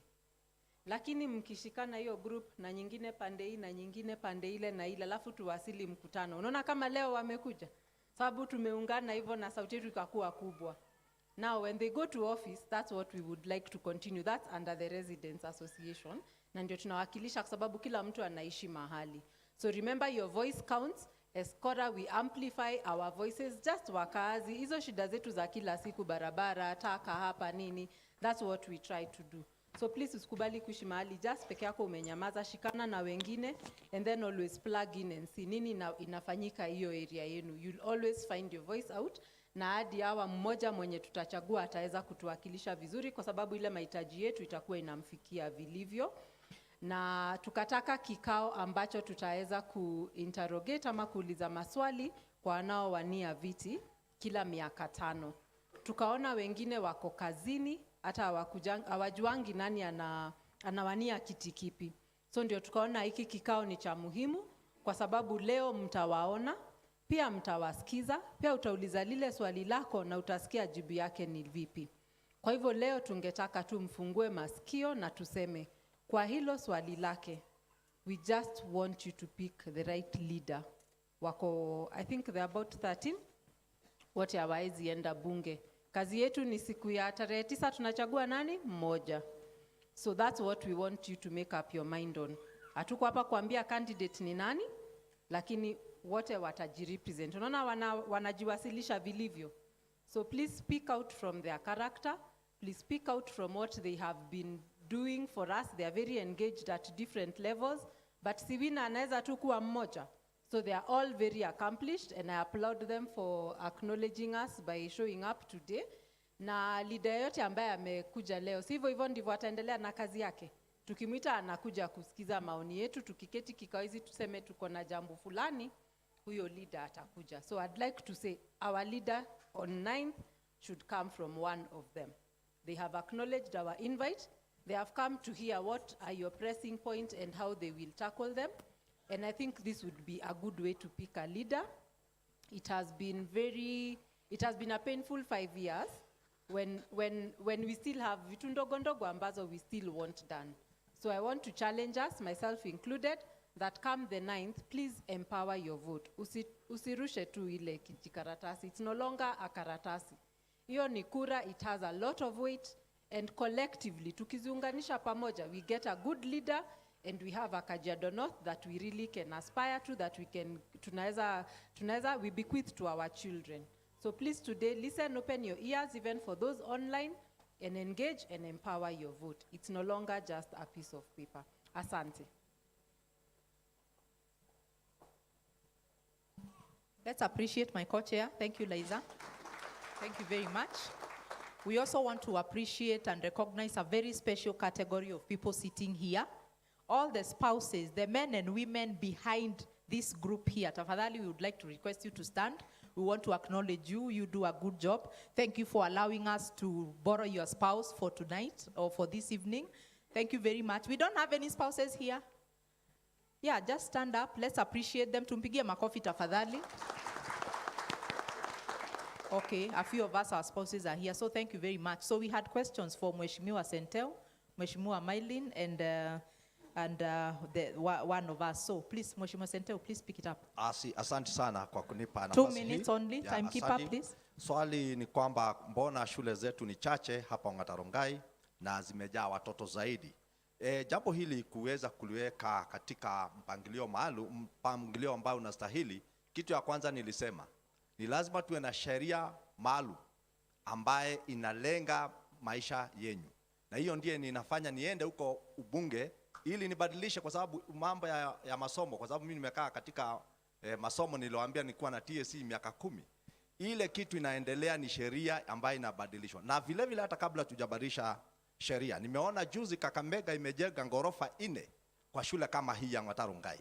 Kwa hivyo hii mashule hata hii ya Ongata Rongai huko Ngong ile meja Olkeri Kiserian ni kuweka shule za ghorofa katika uhusiano mzuri wa watu wa hapa na vile vile na viongozi ambayo watachaguliwa kuanzia governor na wale wengine wote, kuhakikisha pesa hizi zote ambazo zinatumika katika njia mbaya kama vile mmevyosikia tukielezewa zinaweza kujenga mashule hayo.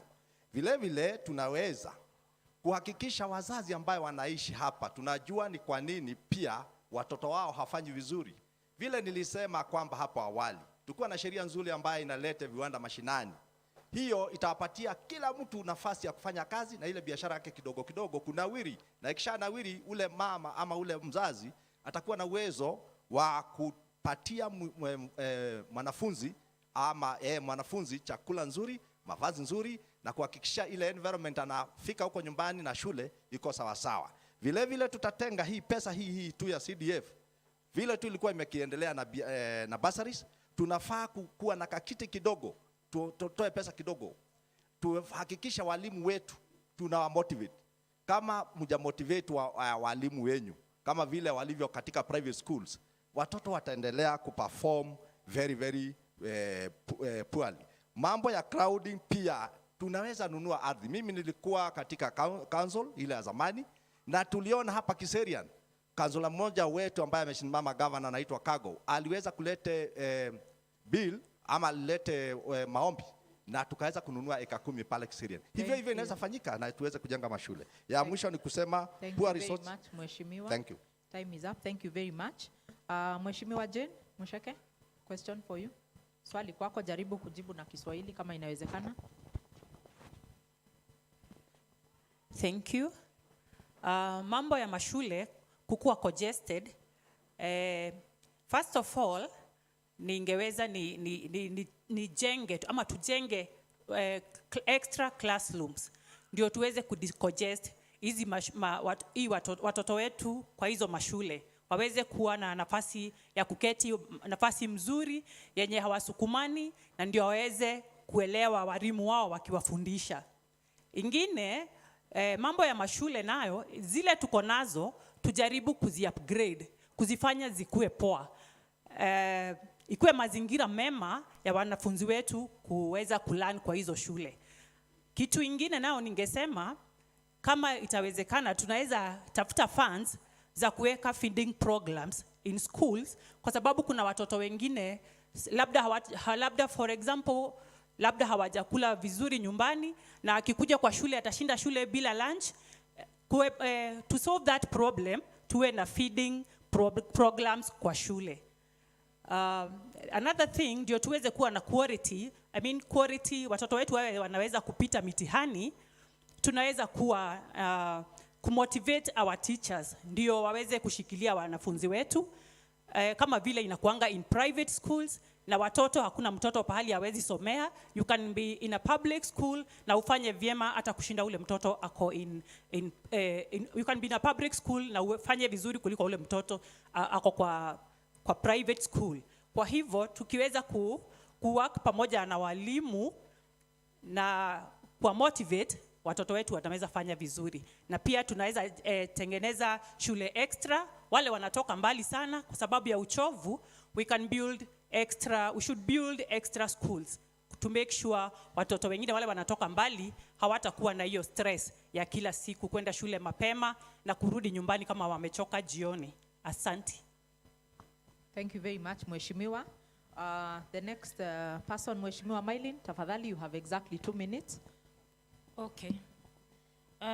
Swali, tutafanyaje to reduce population ya students per class because they are overcrowded?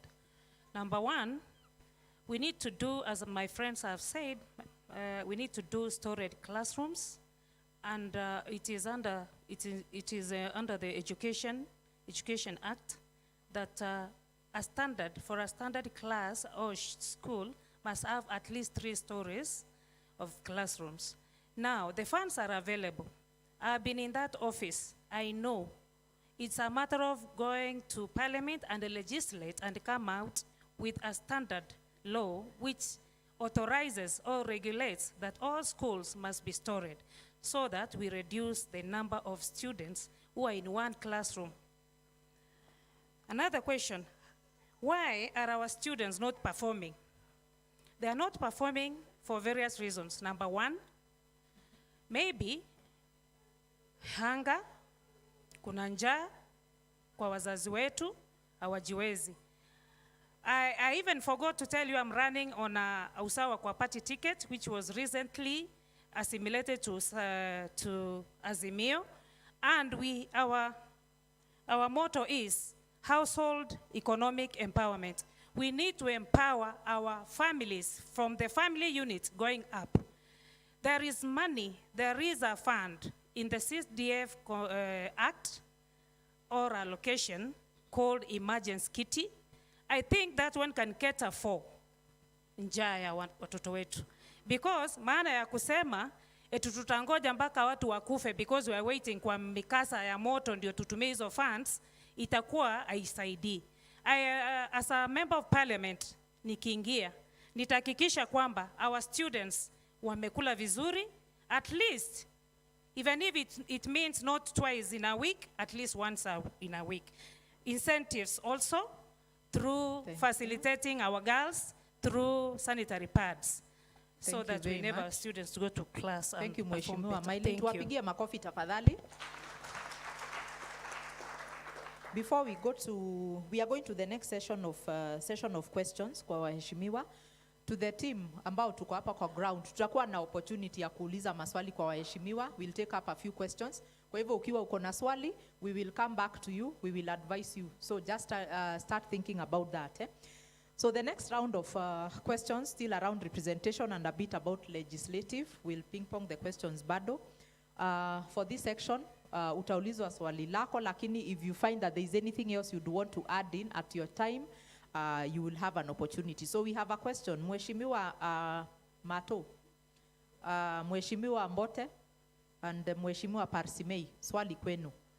And the question is this. We know that matters to do with water and waste management, they largely fall under the county government. However, these are 2 serious problem areas in Kajiado North, like really serious areas, serious problems. What will you do differently to ensure that the residents of Kajiado North have proper water and proper waste management services. Tuanze na Mheshimiwa Mato. You have 1 minute to respond to that question. Asante sana. Jambo la sewerage maeneo yetu ya Ongata Rongai na Kiserian na Ngong imekuwa ni tatizo kubwa sana, hasa wakati huu ambapo maji tunategemea maji inakuja. Kuna hii maji inaitwa Earthy water ambayo mmeona ikichimbiwa mitaro ikija hapa. Hiyo maji itaongeza 21,000 cubic meters za maji hapa, na hilo litakuwa tatizo kubwa, maana maji tukitumia kwenye manyumba, hiyo maji ikikosa njia ya kwenda kupelekwa pahali italeta masaibu makubwa sana, hasa kwa afya ya watoto wetu. Manake vile tunaona hapa Ongata Rongai na Kiserian, wakati kuna mvua kidogo, watu wanafungulia masiwa kuelekea kwenye mabarabara, na hii inaongezea mambo ya afya kwa watoto wetu kuzoroteka. Na hivyo basi kile kitafanya, hata kama hii ni jukumu la county government kutekeleza mambo ya sewerage, hata serikali kuu, national government pia iko na mkono katika mambo haya. Manake serikali kuu ndio inaweza kushikana na wafadhili kama World Bank na European Union na wengine, tukienda tukiitisha pesa huko, itaweza kukamilisha ile project ambayo ilianzishwa ya sewerage na ijamalizika. Kwa hivyo yangu itakuwa ni oversight na kupambana na kupigana na kuleta pesa, kuitisha pesa kutoka wafadhili ili miradi hii kamilike na watu wetu wapate sewer system katika maeneo haya yetu. Asante. Thank you very much Mheshimiwa Martin. Tuko na swali kwa Mheshimiwa Parsimei, tafadhali 1 minute only. Timekeeper. Asante. Katika mambo ya maji, mimi ndio nilikuwa chairman wa kwanza wa kampuni ya maji ya Ololaisa, na tulifanya resource mapping, na ndiposa tulijenga Kiserian Dam, kwa sababu Kajiado North iko na division 2, Ngong na Ongata Rongai. Tulikuwa tumeona mito 12 iliyo katika mlima wa Ngong ingeweza kulisha maji na kutosha division ya Ngong. Damu ya Kiserian ilikuwa ilishe na itosheleze wakaaji wa Ongata Rongai, lakini kwa sababu ya kuzembea kwa kazi, hiyo kazi haijapata kufanyika. So kwa hivyo ndio inastahili ifuatiliwe, because strategy tuko nayo. Watu tunapotoa maji kule tumeambiwa wanaweza funga, but we have local capacity to give ourselves water. Mliona juzi maji ilichipuka pale kwa reli Ngong, maji mingi sana ikapelekwa kule chini. Ni kumaanisha tuko na maji, ni kuzembea kwa kikazi. Jambo lingine ambalo ningetaka kusema ni ya kwamba katika mambo ya vijana, waste management, hawa mnaita kazi mtaani.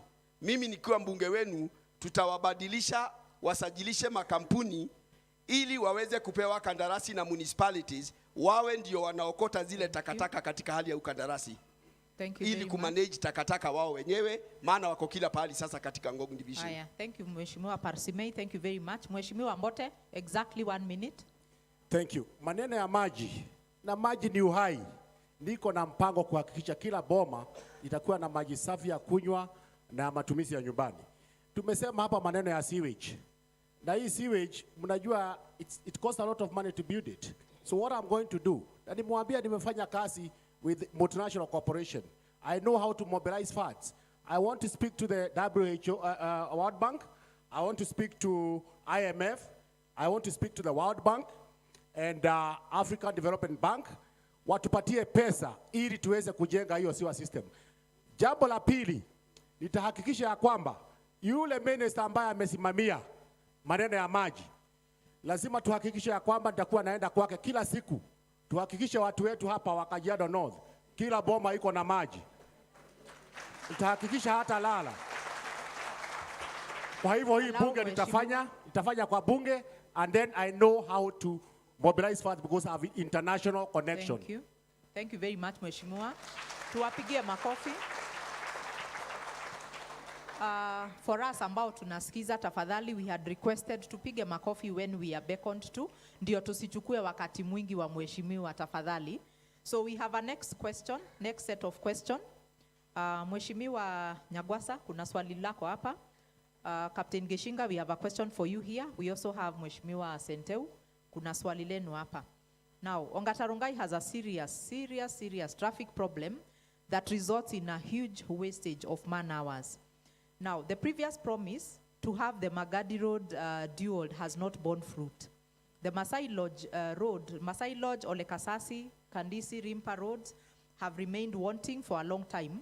Yet, these are major connections to, these are connections to a major transport connection, that is the Rongai SGR station.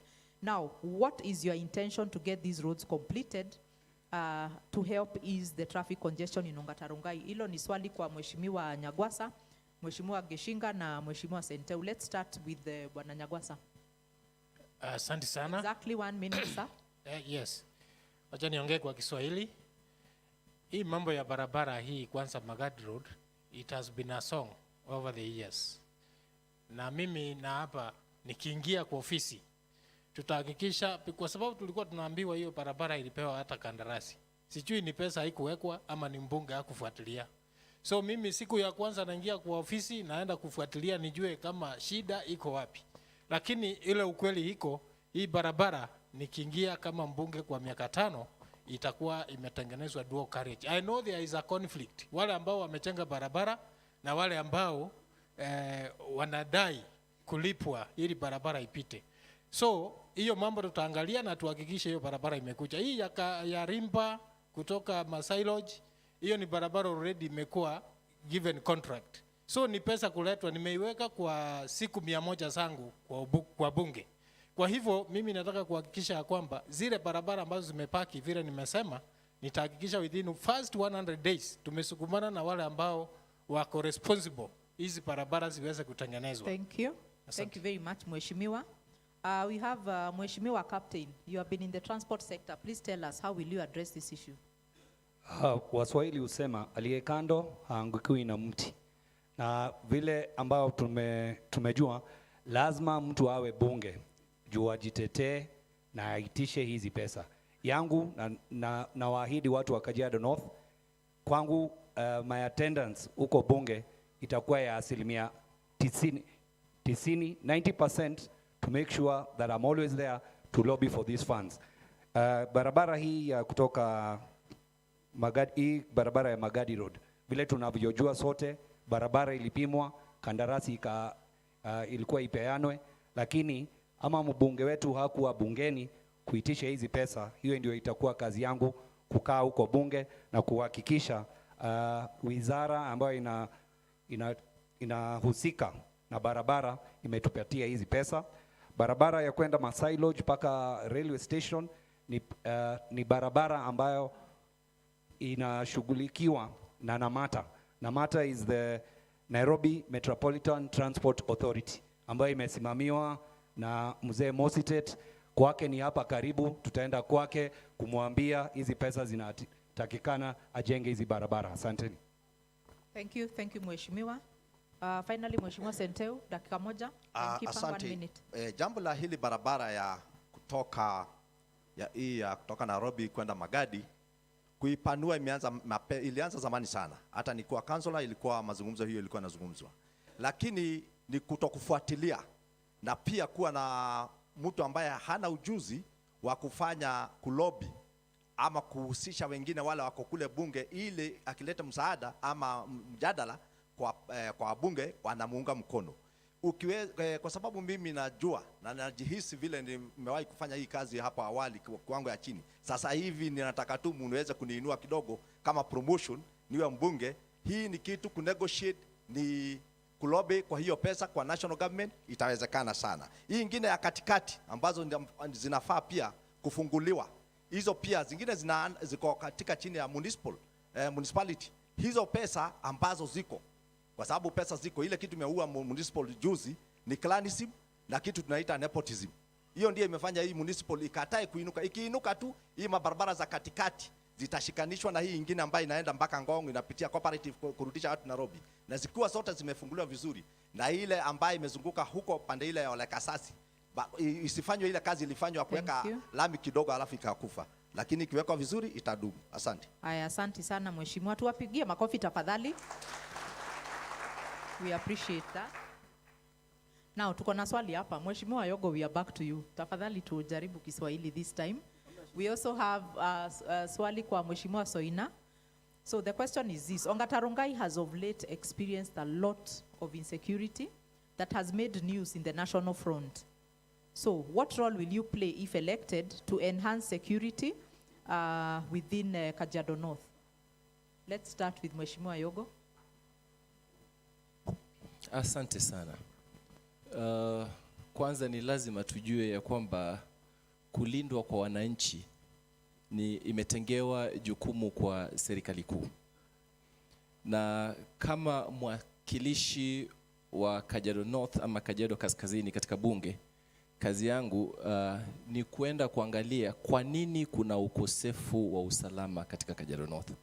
Jambo la kwanza, mimi nasema sio polisi tu tunahitaji, ni kuhakikisha ya kuwa kuna namna ama miundo misingi ambazo zimejengwa kuhakikisha ya kuwa wale waliokosa kazi ama ajira kwa mfano wanapata kuajiriwa, na tunajaza pengo ambalo linaleta ukosefu wa usalama. So haswa katika kazi yangu ya kuwakilisha wana Kajiado Kaskazini, ni lazima nihakikishe ya kuwa nimewawakilisha vilivyo kuhakikisha kuna ajira kwa waliokosa ajira, na pia kuwe na njia ama miundo misingi ambazo zimejengwa kuhakikisha ya kwamba usalama upo. Kwa sababu upotovu wa usalama haiji tu kwa sababu ya ukosefu wa polisi, bali inakuja pia kwa sababu ya mambo mengi ambayo ni lazima yatimizwe katika uongozi. Thank you, Mheshimiwa Soina. Swali kwako. Asante. Nafikiria mwenzangu amezungumzia kiurefu ambapo tunafaa kuwa tumeangalia section ya youth empowerment. So many of the youth hawana kazi, na hicho ndo kinachangia watu lazima wakule.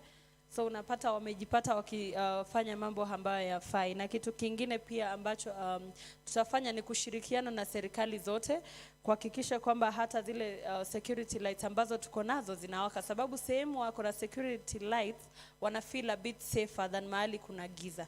Na mnajua mahali kuna giza nini utendeka. Kwa hivyo hata kama ni kuhakikisha kwamba tuko na solar powered security system in partnership na governments zote. Asante. Thank you very much, Mheshimiwa. Let's appreciate those two. Thank you very much. Mheshimiwa Dennis, we are back to you again. Tuko na swali kwako, na hili swali pia laenda kwa Professor Lucy. This is the question. What priority bills would you introduce in the National Assembly, if elected, that would benefit Kajiado North? And why do you think this would be the priority bills to table in Parliament? Let's start with Mheshimiwa Dennis.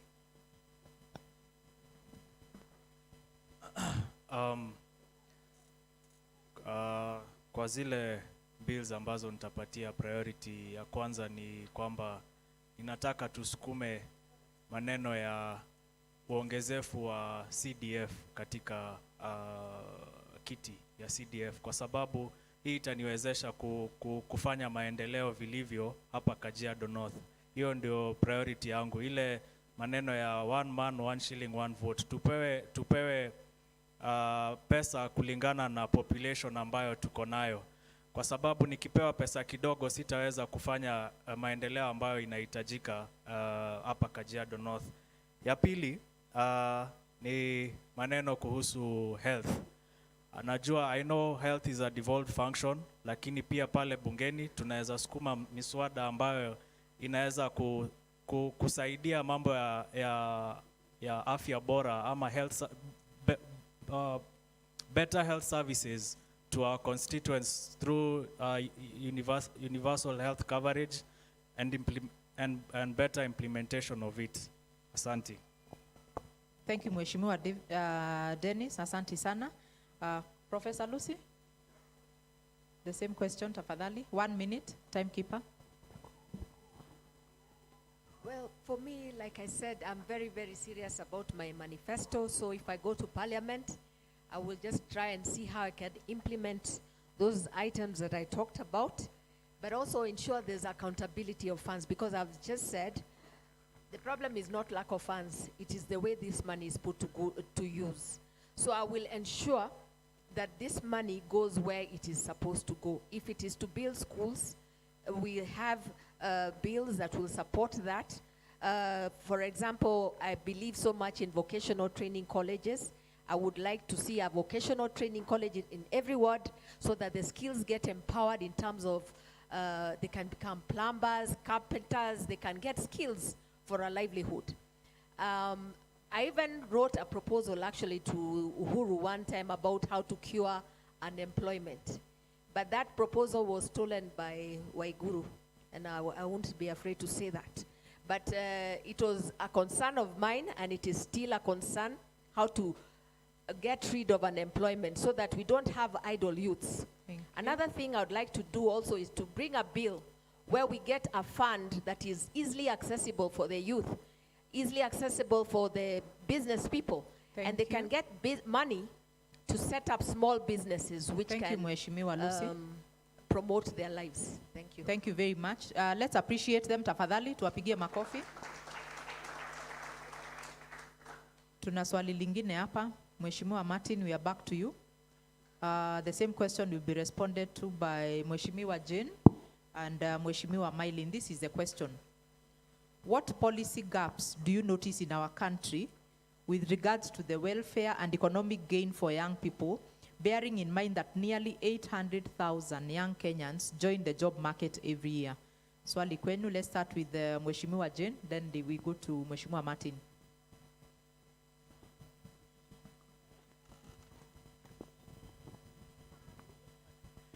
Thank you. It's for 1 minute, exactly 1 minute. Timekeeper, please, 1 minute. Go ahead. Okay, kindly come again. Please. Okay. Haya. Mheshimiwa, what policy gaps do you notice in our country with regards to the welfare and economic gain for young people, bearing in mind that nearly 800,000 young Kenyans join the job market every year? That question is to Mheshimiwa Jane, Mheshimiwa Martin, and Mheshimiwa Mylin. Okay, thank you. I would say our young people have not been well represented, and that's why we have been having a problem with unemployment. There is a way we can create, or we can lobby funds which would have support our young people to be able to start businesses for their livelihood. Again, there is a way we can support our young people by nurturing of the talents. We know nowadays even music is making money. It's not like there before, where people used to be seen like they are thugs. We can also look for ways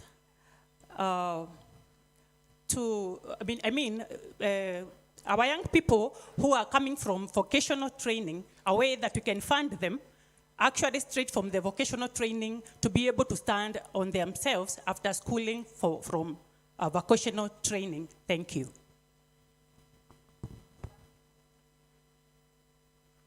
Thank you. Thank you very much, Mheshimiwa. Mheshimiwa Martin, please take it up. 1 minute. Asante sana. Swala la ukosefu wa kazi katika nchi yetu ya Kenya ni jambo ambalo sisi wenyewe na viongozi wetu wamesababisha.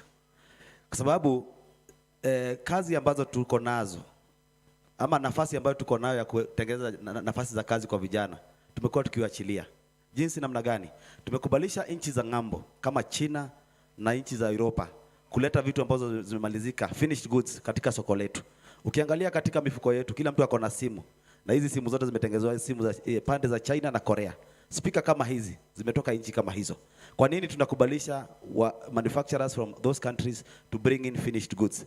The only way we can secure jobs for our people is to come up with a policy which says that any person or any manufacturing concern in China or wherever, if they need our market, if they need to market in our market, they need to come and set up industries here.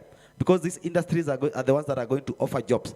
What we are doing currently is that we are allowing these goods to come, and in return, we are actually creating jobs for the Chinese boys who are finishing school, because we are getting money from our pockets and buying products from China. A country like Ethiopia has gone ahead to come up with a policy which says that 10% of the inputs for products have to be local. And that is how they have been able to create jobs in their country. Thank you very much, Mheshimiwa. Mheshimiwa Mylin, please take it up. 1 minute. Wananchi wa Kajiado North, shida ya ukosefu wa ajira kwa vijana wetu, sisi wenyewe viongozi ndio tuna create. Mbona in the 2 offices like now for example za constituency, mbona tuajili wazee ambao wameretire? We need to put our youths in place. 2, we need to establish circles for our youths. Si lazima tupate kazi iko kwa mikono yetu. if we can allow and give our youths enough time to identify themselves that they're equally responsible people, then I think we are going to move this constituency to another level. By so saying, then, as a member of parliament, I'm ready to establish security, like now I can stand for, like a SACCO, I can come in as a surety for small loans that are not very expensive when it comes to interest. Number 3, trust. Let us learn to trust our youths. Thank you. Thank you very much, Mheshimiwa. Tuwapigie makofi tafadhali. We have one final question kabla tukuja hapa kwa floor tuweze kupata maswali kutoka kwetu. Now, we have a question for, I think, 4 of us. Mheshimiwa Mbote, hili ni swali lako. Mheshimiwa Yogo, you'll capture this question. Captain Geshinga, you'll capture this question, and as also Mheshimiwa Parsimei. This is the question. Are we ready? This is the question. What is your accountability strategy at the national level to help curb corruption and address this animal that we learned about the other day called state capture? What is your accountability strategy? Tuanze na Mheshimiwa Mbote. You have 1 minute to answer that question. Thank you very much. If you look at our Constitution, Chapter 6, Article 73, 74, 75, 76, and 77, hiyo ndio inaongea maneno ya ethics and expectations of all state officers. Na corruption ndio ile kansa ambayo imeua nchi yetu. All state officers must adhere to the provisions of Chapter 6 of our Constitution. Na mimi nikienda kule tutatengeneza sheria. Ukiiba mali ya umma, na nimesema mimi nimefanya kazi mpaka China. China ukiiba mali ya umma unapigwa risasi mbele ya watu. Ndio iwe funzo kwa wengine. Hakuna vile pesa ya wananchi itakuwa inaenda kwa mifuko ya wachache. We have to go to parliament and make laws to make sure that all corruption cases sina watu wana Let's allow Mheshimiwa to finish. Miezi 6 peke yake. Mtu anafungwa na anahukumiwa. And then hakuna kusimama kiti kama umekula mali ya umma. Hii tutahakikisha tumefanya. Thank you very much, Mheshimiwa. Mheshimiwa Yogo, to us the residents, tafadhali, let's allow waheshimiwa wajibu swali. We'll have an opportunity ya ku-appreciate wakishamaliza. Mheshimiwa Yogo, same question. 1 minute. We don't need new strategies to curb corruption. We have laws and we have anti-corruption bodies. We only need to empower the anti-corruption bodies, give them the autonomy to do what is required of them, and also review the laws to make sure that they act as is required by that same law. Because the law is in place, the bodies are in place. Thank you. Thank you, Mheshimiwa. I want to reiterate the question again. What is your accountability strategy at the national level to help curb corruption and address that animal known as state capture? We also want to hear what exactly do you intend to do. Captain Geshinga, let's go to you. 1 minute. Thank you. The first thing is to change some of the laws that we have so that the courts can free some of their time. I think 30% to 40% of the time spent in the courts deals with traffic offenses and petty crimes. If this can be changed, and then we'll have the magistrate courts dealing with cases of corruption instead of dealing with the cases of traffic. Secondly, accountability strategy is to make sure that as an individual, if you have been held in high regard or you have carried yourself that way in your years as a professional, then I don't think it is you going to parliament that is going to change that. I am a person who has had responsibility of the pilots union in Kenya, and I have not at any one time been caught up in a corruption scandal. The part about state capture, I talked about it. It's about being in parliament to do the work that parliamentarians are meant to do, and mine is to make sure that I'm there 90% of the time to do that job that you will send me there to do. Thank you. Thank you very much, Captain. Mheshimiwa Parsimei, tafadhali, same question, 1 minute. Asante. Unajua katika sheria za Kenya kuna ile sheria inasema recall clause ambayo hakuna pahali imetumika Kenya hii. Kwa hivyo wananchi mnaonisikiliza, ni vizuri tujue kuna recall clause ambayo wananchi wakiona kiongozi wao amehusika na ufisadi hata kitaifa wanaweza kumrecall. So tutatafuta mbinu ambazo zitahakikisha wananchi wameelimishwa vile wanaweza kurecall viongozi wao wakati wamepatikana na kashfa huko na hapa chini. Kwangu kama mbunge wa Kajiado North, nimesema nitaweka professionals na committee kwa miradi yote ili mimi mwenyewe niwajibike kwa wananchi hapa mashinani, kwa sababu kama huwezi kuwajibika mashinani kwa wananchi, hata huko juu hautaweza kuwajibika. So kwa hivyo uwajibikaji ni mara mbili, hapa mashinani na kule juu. Kama vile ndugu yangu Yogo amesema, hakuna sheria mpya hata ukiweka ngani. Na ya mwisho, shida ya Kenya, adhabu ni kidogo sana. Adhabu ni kidogo sana, hata mtu anakukosea anakuambia hata ukinipeleka mbele nitakuacha ndani, kwa sababu it has been commercialized. So it is important to make the punishment to be greater than the offense that is committed, so that people can be deterred. Watu waweze kuogopa kufanya makosa. Otherwise, ikiendelea kuwa ati utatoshwa shilingi 5,000 na uko nayo kwa mfuko, wale wako na pesa wataendelea kufanya makosa wakitembea uhuru. Lakini ikiwekwa na nguvu, ikumaanisha watamaliza. Thank you. Thank you, Mheshimiwa. Let's clap for them. Tafadhali tuwapigie makofi. One more round of applause. Sasa tunataka kwenda kwa wakati ambapo tutasikiza maswali kutoka kwa wananchi, na ningependa kuwapa naona maswali yako mengi na ni robo dakika peke yake. So ningependa kama tunaweza kusimama upande huu wa nini, so that tunaweza pata moja moja akija hapa mbele kisha anauliza swali. Na tunataka tu watu wa 6 peke yake. So the first 6 people for now. Yeah. Yeah.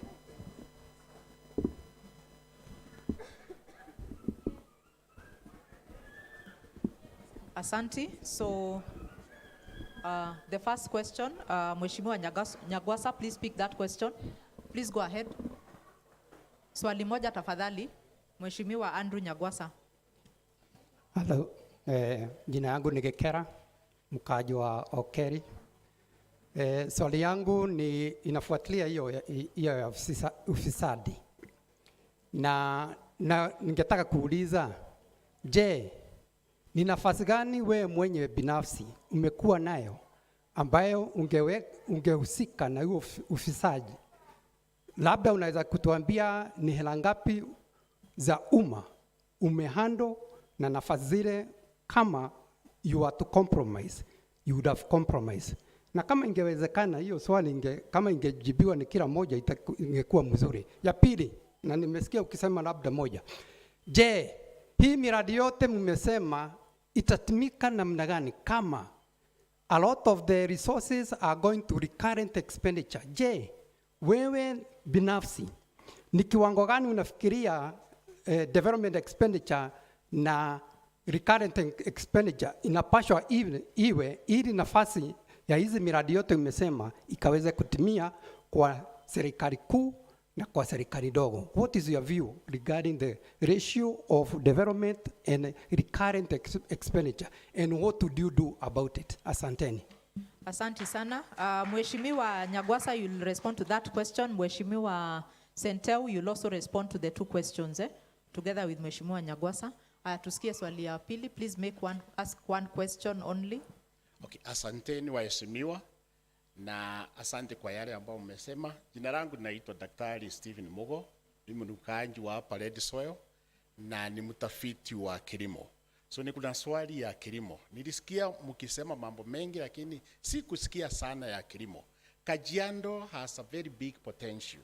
Kuna watu wanaweza kufikiri ni Samuel Island, lakini hata wakati nilikuwa nasoma kwa shule, ng'ombe katika Kajiado can do very well. There's a very big potential. What is it that you are going to do?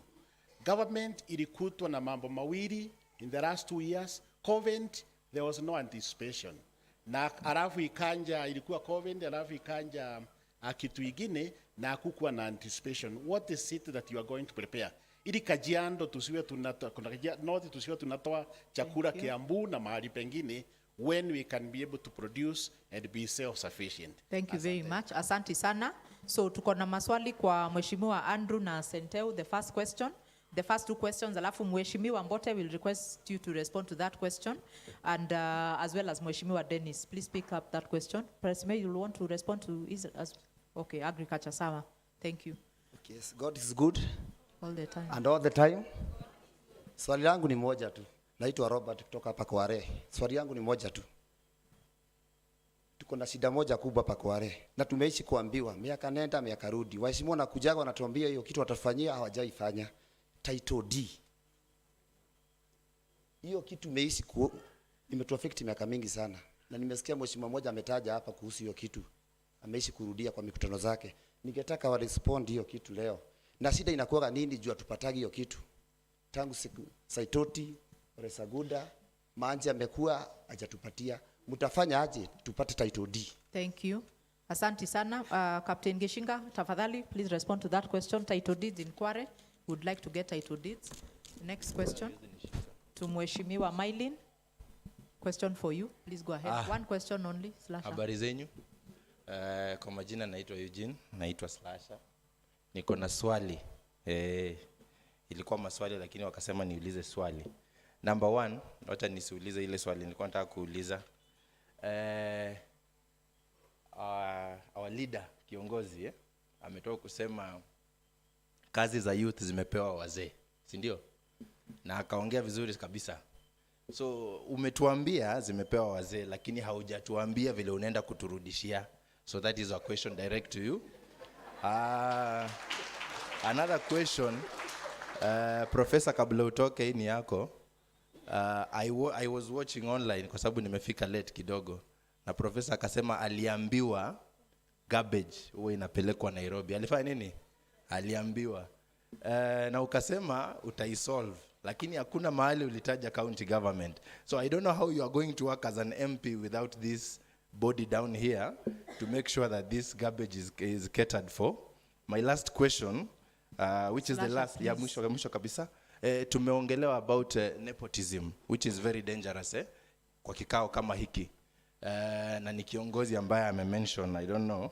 So, as a leader, sisi tunakuangalia huku kama youths na viongozi wengine. How are you going to eliminate that word or the entire thing just to bring leadership in place than naming these things kwa sababu unajua huwa zinaleta madhara, and especially where we are going to. Asanteni sana. Thank you very much. Question on nepotism. Mheshimiwa Soina, tafadhali jibu hilo swali. Professor, you got your question cut clearly. Mheshimiwa Mailin, you got your question cut off clearly. And Captain, we also had the question ya title deeds. Tafadhali swali moja. Tenda kwa maswali mawili haraka. Wananchi wanapoenda katika hospitali za serikali wanaendaga kutafuta huduma kwa sababu hawana pesa. Nyinyi kama mbunge utakayeingia utafanyaje kuhakikisha umeondoa swala lile la kuambiwa umeandikiwa dawa uende ununue mahali pengine? Swali la pili, equal job opportunity. Tunaonaga huku Kiserian Ngong Ngatarongai, kama huna alama kwa uso hakuna kazi. Utafanyaje kuhakikisha kwamba kazi hizi zimedistributiwa equally na sio zile ngumu zinapewa kabila hizi zingine, zile za kuokota pesa zinapewa kabila ambayo ina alama? Thank you very much. Mheshimiwa Parsimei and Mheshimiwa Mato, tafadhali respond to those two questions. Ya kwanza, hospital access and lack of drugs in hospitals, what will you do? And the question on equal job opportunities in Kajiado North. Swali moja, please. Good evening, guys. Okay, I'm Dion Wandera. I have a question to all our candidates. Okay, I have a question to all our candidates. Number one, for a long time, politicians have been using populist and extravagant expenditures to get our votes. We want to know your financial plan. You have been promising us major projects, mega projects, costing around 300 million to 400. Well, where will you get funds? Number two, I want to ask a question to Mr. Mbote. He has told us about CDF, that he is willing to go to the parliament to at least to advocate for an increase of CDF. what's the point of you going to the parliament to advocate for an increase in CDF when you can pass a law that will make the education to be free from primary to university? Thank you. Thank you very much. The question was to Mheshimiwa Mbote, so when you're responding to the other two, you'll pick up on that one. Mheshimiwa Dennis, we'll request you to respond to the question on the financial plan of major projects. Actually, Mheshimiwa Parsimei na Mheshimiwa Martin, when you're responding to the other two questions, also tackle the financial plan. Thank you. The final question. Kwanza kabisa, kwa majina mimi naitwa Peterson Yoveg, speaker. Microphone, please. Asante sana. Thank you. It is sanitized. Tafadhali songa karibu kwa microphone ndio tukusikie. Kwa majina mimi naitwa Peterson Yoveg, speaker wa bunge la mwananchi Ongata Rongai Kajiado. Asante sana waheshimiwa kwa kikao ya leo. Kwanza kabisa natoa heshima kubwa sana kwa wale ambao wamefika na wananchi wetu. Swali langu kuu ni swali ambao ni la ukabila katika kaunti ya Kajiado na hasa Kajiado North. Kwamba tunaona viongozi wanachaguliwa kutoka sehemu moja, tribe moja. Kama ni Wakisii kutoka MP paka MCA, nominated MCA, maminister inatoka hiyo. Hiyo swali mutalifanya namna gani? Ya pili tuko na mambo ya wanyama wanatoka kutoka National Park, Nairobi National Park, simba wanakuja paka Rongai, wanatembea hapa mchana. Mutalifanya lini mukikia kama wao? Asanteni sana. Thank you.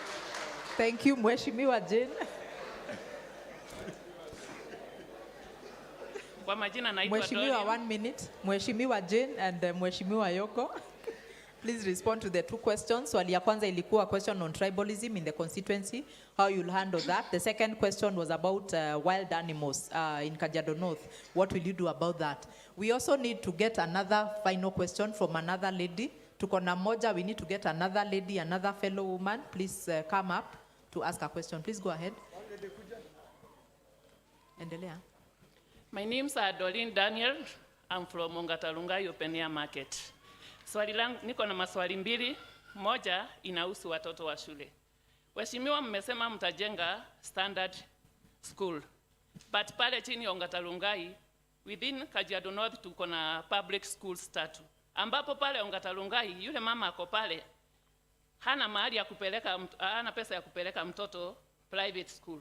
So pale chini ningetaka mwenye ataingia anielezee vile ataweza kusaidia yule mama ako pale. For one, wale mama wako pale ni business ladies. Asubuhi kitambo atoke hapo apeleke mtoto Ole Kasasi ama Nakel, wewe utaweza kumsaidia aje ili huyo mtoto asome na yeye mwenyewe aende atafute vitu zake za biashara.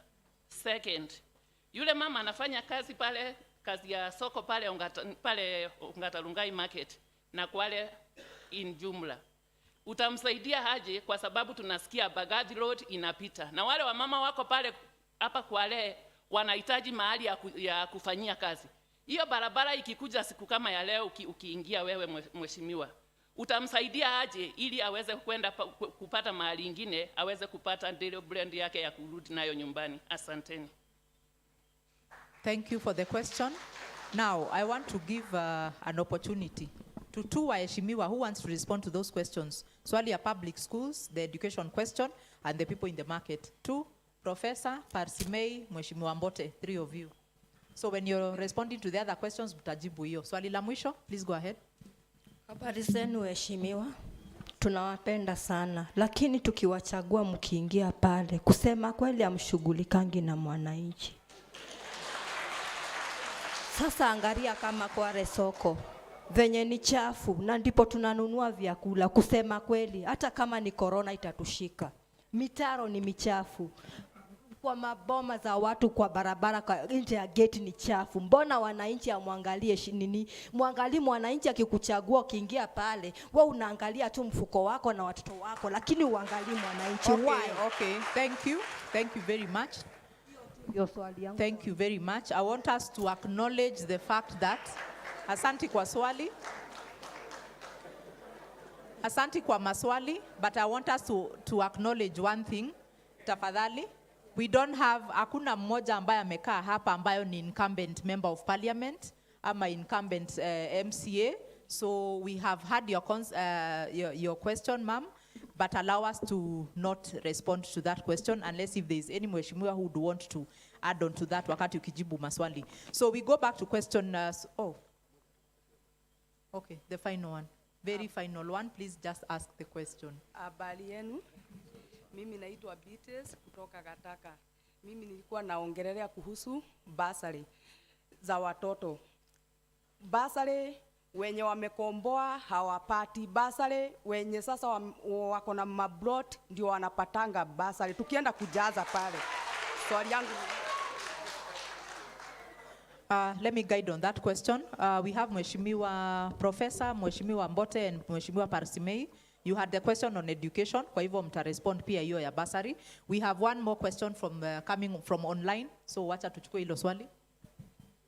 This is basically on the issue of mental health.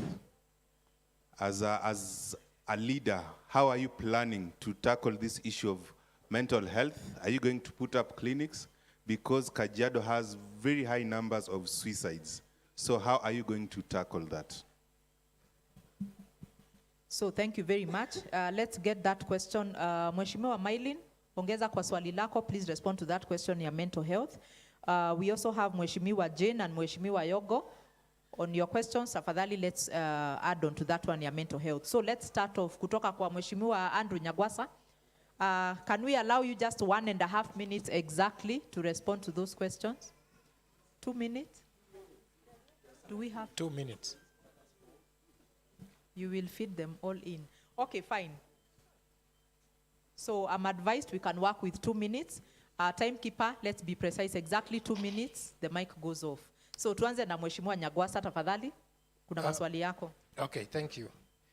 My question was asked by Gikera kuhusu ufisadi, and akauliza nimekaa position gani ambayo nimehandle pesa ngapi, ile ambayo itaonesha kwamba nitaweza kuhandle pesa ile ya public. Hii ni swali mzuri, na labda wengi wetu hatujakuwa na nafasi ya kuwa public officers, lakini tumekuwa private in private institutions whereby we are given mandate to control some few finances.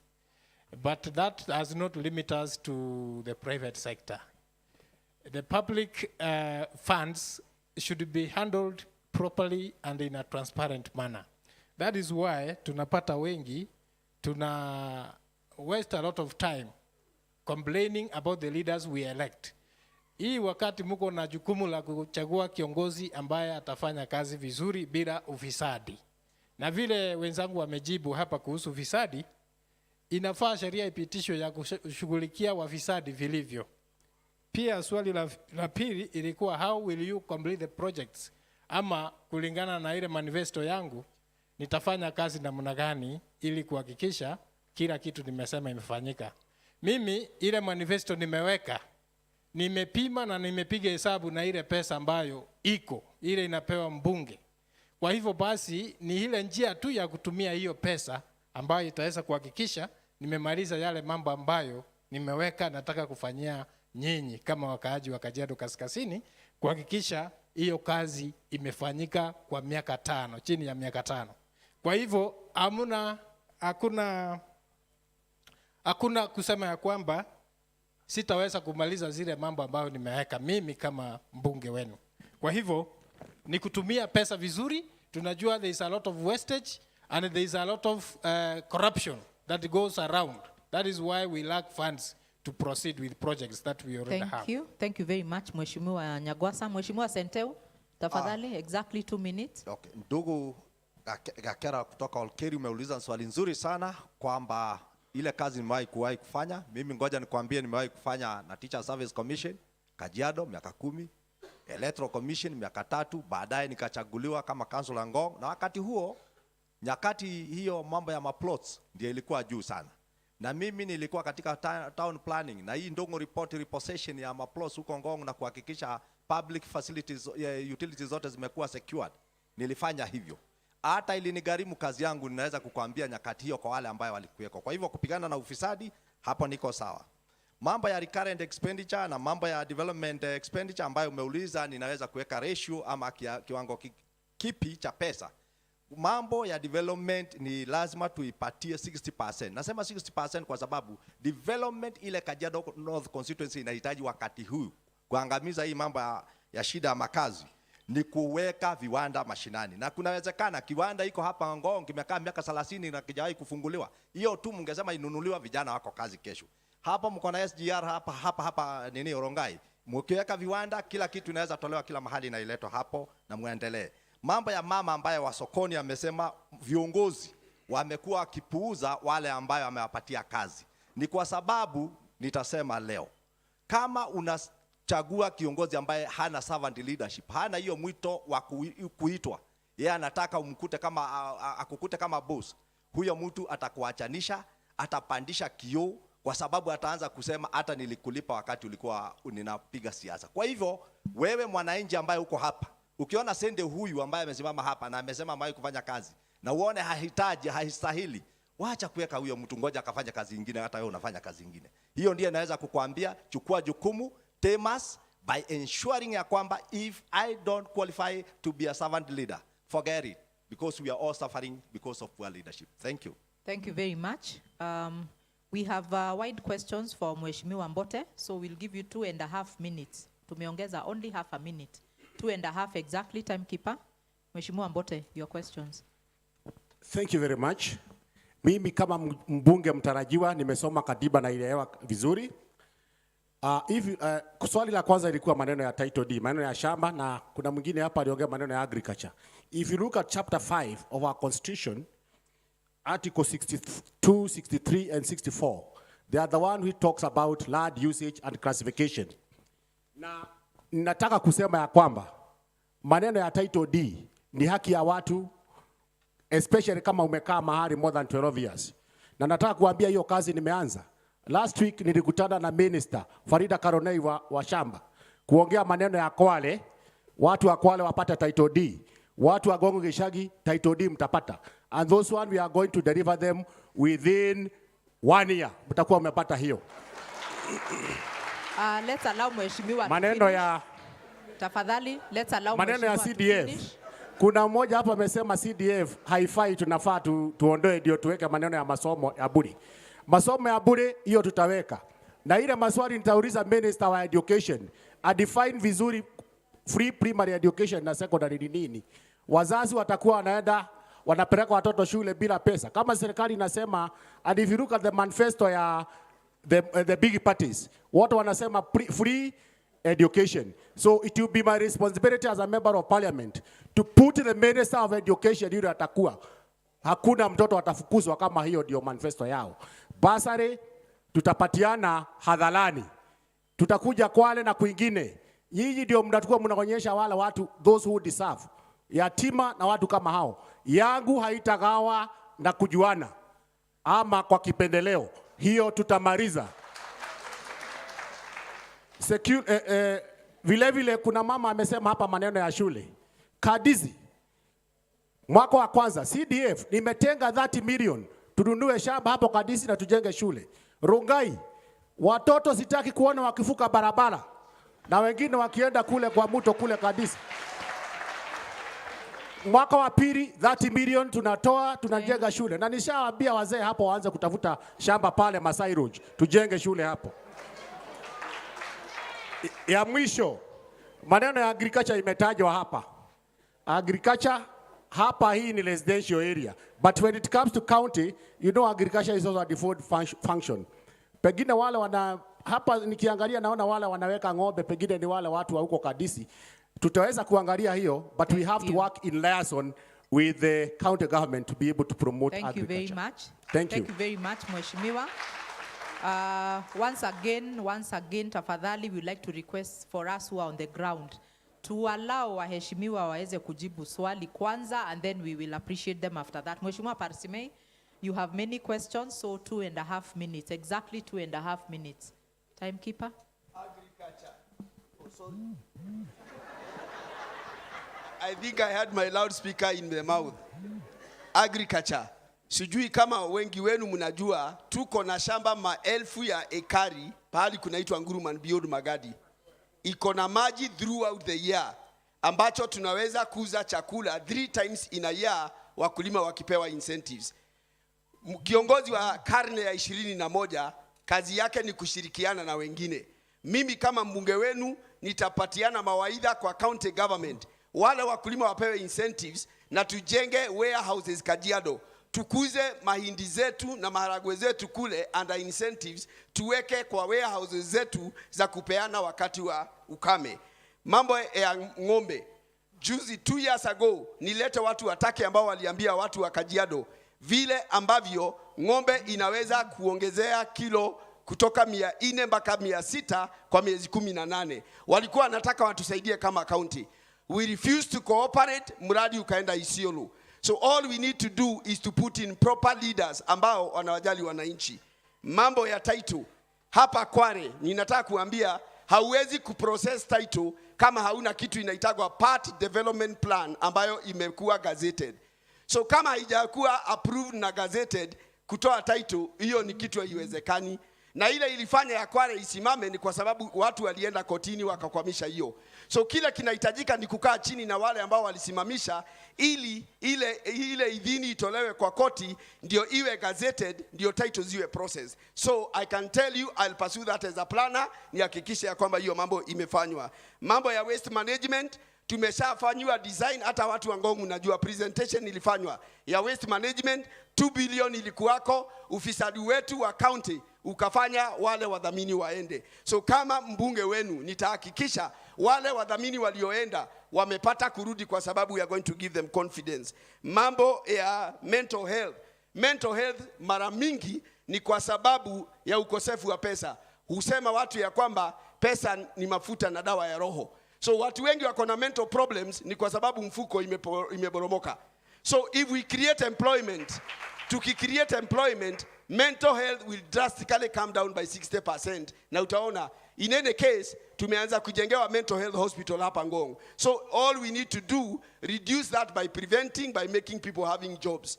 The other thing that I need to say, financial plan, ni ya kwamba 60% ya pesa zinazokotwa za public hapa Kajiado North zinapotea kwa mifuko ya watu binafsi. Okay. So one of the strategy kuhakisha ipotei. Ingine public partnership ambayo inafanywa kwa miradi ya public. Na ingine ni collaboration, international and local collaboration. Ili tuongeze zile pesa. Thank you.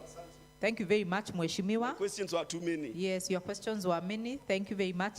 Captain Geshinga, we had a question for you. Please speak your question and as many as you can. We'll just give you 2 minutes exactly. Timekeeper.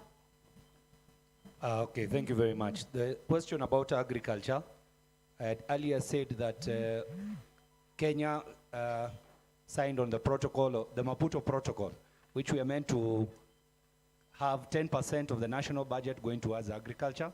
That is still not in effect, and my work as a member of parliament is to ensure that. Why 10%? Because this is a sector that has the highest number of people employed in Kenya. And 2, we need to start producing food so that the cost of production can go down, and the cost of the food, cost of production can go down so that every Kenyan can afford our basic food. So that is one thing that I will do and push in parliament. 2, about the title deeds, Parisime is very right, but ours as members of parliament, as I said, if you're in parliament, that is where power resides. It is ours to question the ministers involved so that they can come explain to the people of Kware, of Gishagi, or any other person who does not have a title, which is the best way forward for them to process this title. So that will be my work as a member of parliament, to be in Nairobi, to make sure that these officers are able to come down here and explain this so that we can move forward from this issue. On the matter of mental health, it is something that we are dealing with as a nation, and it is good that the current president was there to officially commission the groundbreaking of a new mental facility that is going to be in the veterinary farm. So with that, we also need to look at employment of our youth and not to shy away from this problem, because some of the mental problems can be solved with medicine. So that is, we will have a place to deal with that. About Thank the you. Thank you very much, Captain. Mheshimiwa Mailin, you had questions? Please take it up. 2 minutes. Nimeulizwa nitafanyaje nirudishe kazi ambazo wazee wamepewa kwa hii constituency kwa vijana. Mimi kama mzazi ambaye ninahuzunika sana nikiona watoto wangu wanafagia barabara eti ni kazi, hainifurahishi. Jambo lenye nitafanya la kwanza ni kutengeneza data ya all youths in my constituency. Classify, nijue ni nani amefanya nini, the areas of your specialization. Tujue, tujadiliane ni vipi tutasaidiana.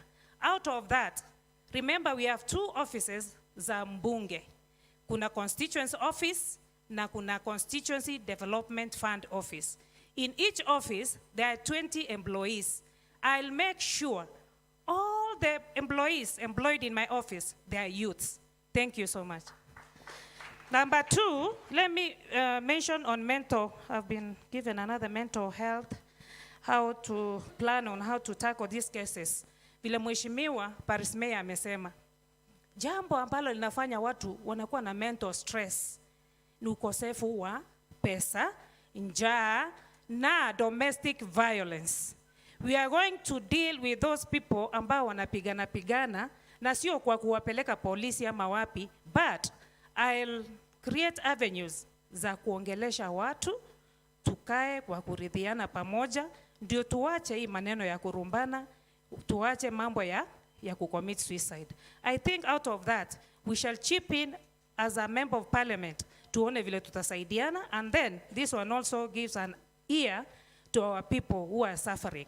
So, bottom line, ni kusikizana, tukuwe na relationship, musiogope mbunge wenu. Tunataka kuwa na uhusiano mzuri from up to down. Moderator, you asked me also to comment on agriculture. Except time is up. One second. Mheshimiwa. 1 second. Thank you, Mheshimiwa. Thank you very much. You have another opportunity as we are closing. Mheshimiwa Soina, please pick up on your questions. We have exactly 2 minutes. Please make a point to use the 2 minutes wisely. Okay, thank you. My question was asked by our youth leader, that is Lasha, on nepotism. And I think it's as simple as making sure that we don't rely exclusively on referrals when it comes to employment. We also make sure that we have, we review the background, we do a thorough background check on the people that we are employing. And I think we also need to review the employment decisions so that we have so many people doing the same. I will also jump to another issue that I think maybe I will not get another chance, is to speak on the issue of the border people. We'll also request you to respond to the question on mental health while Yes, you're I at will. it. Okay. Add me extra time because she interrupted. Okay, so I wanted to speak on the issue of the border people who most of the times are not spoken for. They contribute a lot to the GDP, and they also deserve resources equally when it comes to even bursary disbursement. When it comes to mental health, I think apart from what Mylene said, we also need to make sure that the medical covers are covering some of these things in the hospitals, and that is through pushing for necessary bills in parliament. And lastly, on the question of waheshimiwa wakichaguliwa, they disappear, please let us put this energy that we are putting to say this on the ballot box. You have been given a chance to make the right decision. If you vote money, if you vote tribes, if you vote parties, we will come back and complain about the same things. So let us use the energy, let us take it to the ballot box, because it is a chance to redeem ourselves. Thank you. Thank you very much, Mheshimiwa Soina. Professor Lucy, question for you. Yes, on the questions of somebody asked about When you're garbage at collection. it, Professor, while you're at it, please respond to the question on the tribalism in the constituency as well. Yeah, 2 minutes. All right, about the schools, I said I'm very passionate about the schools. Somebody talked about the schools, and somebody else also talked about agriculture. I would like to introduce agriculture in all our schools.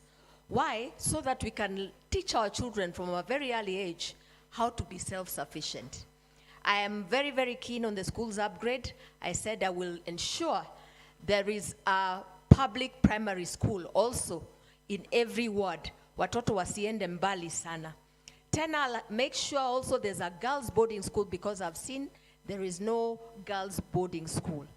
Na nitahakikisha pia kuna vocational training college ya vijana ndio wapate kazi, skills wanaweza kujimudu kimaisha in every ward. Hiyo nitahakikisha I am able to put that in place. On the issue of garbage na bursary distribution, kama hapo kwa Hassan najua hiyo bursary haipationi kwa njia halali, hiyo nimeshaona, na I will ensure that bursary distribution haitegemei ni nani. Kama una hiyo haki ya kupata bursary, basi ni haki yako ya kupata. I'll ensure the bursary distribution itakuwa fair. Garbage collection, nilisema mtu wangu wa garbage, nilikuwa nimemuuliza, unapeleka wapi hii garbage? Akaniambia anatoa Rongai anapeleka town. Sasa namuuliza, garbage inapelekwa Nairobi kweli? Kuna places hapa tunaweza peleka huku ndani Kajiado. And there was a plan to have a recycling plant hapo Ngong. Now, recycling is very, very important. Tunaweza fanya mambo, a very big industry from recycling. Tujenge vitu na hizo garbage. Nimeona vile zinafanywa Japan. Some recycled products even make other products, like ropes and other. You can actually get industries from the recycling plant. Na mimi nitaita wale watu walikuwa wametoroka. I'll partner with them, the Chinese, the Japanese. We put up a recycling plant. Thank you very much, Mheshimiwa. Mheshimiwa Martin, tuko kwako sasa. You had a question on equal job opportunities. We request that you also respond to the question on mental health and any other that you can pick. 2 minutes. I'm not finished on mental health. Asante sana. Time is up, Mheshimiwa. Thank you very much. Asante sana. Kuna hilo swala la kazi. Watu wa hapa Kajiado North wamekuwa kibaguliwa sana. Kazi zinapewa watu wa kutoka mbali. Na sisi wote tunajua ni kwa sababu gani. Lakini tunasema mkitupatia nyadhifa ya kuwa wabunge, hasa mimi natapambana na swala hilo because niko na jukumu la kufanya kitu inaitwa oversight. Kwa mfano wale watu wamekuwa kiandikwa kazi wamekuwa wakitoka sehemu moja ambayo sio Kajiado North, wanakuja kusimamia mambo ya kuchukua pesa kwa soko na mambo ya kusimamia ofisi za serikali hapa katika area yetu. Na kile tutafanya ni kwamba wao watu wakiandikwa kazi lazima tuhakikishe kwamba hizi job positions zimekuwa advertised vile inafaa na vile wanafanywa interview kama vile mnatufanya interview. Hiyo ni kwa njia wazi. Isiwe ni watu wa mapendeleo wanatafutwa kutoka kwa mbali na vijana wetu wanakaa bila kazi. Hata ikipatikana kuna watu walifanya makosa katika uandikaji wa watu wasio wa hapa, inafaa wachukuliwe hatua, na hata ile pesa wamekuwa wakilipa watu hawa iwe kuwa recovered from these people kupitia the Anti-Corruption Authority. Mambo ingine ya barabara ya Kware iliguziwa hapa. Tumesema ya kwamba saizi tuko na utaalamu wa kujenga barabara za juu. Mombasa Road imejengwa ikipitia juu sehemu zingine ambazo hawakutaka kuguza chini. Mimi nimekuwa nikisema kwamba soko ya Kware haina haja ya kuhamishwa. Kama barabara ikija kujengwa Magadi Road ipitishwe juu, basi we will be able to secure those people who are earning a living from that market and even make it better and even come up with a bigger market at the same position without the need to move those people from there. Mambo ya madawa, mliguzia mambo ya madawa katika hospitali. Mimi nashangaa ni kwa nini hospitali za kaunti zingine ziko na madawa, lakini kaunti yetu kuna ukosefu mkubwa sana wa madawa. Watu wakienda katika hospitali ya Saitoti na hospitali zingine hata ya Ngong, mimi mwenyewe nimepeleka watu katika hospitali hizi na kile wanafanya ni kuona daktari na kuandikiwa karatasi wakanunue madawa. Na hiyo ni kitu lazima ichunguzwe, ni kwa nini inafanyika. Kwa nini ni kaunti yetu peke yake?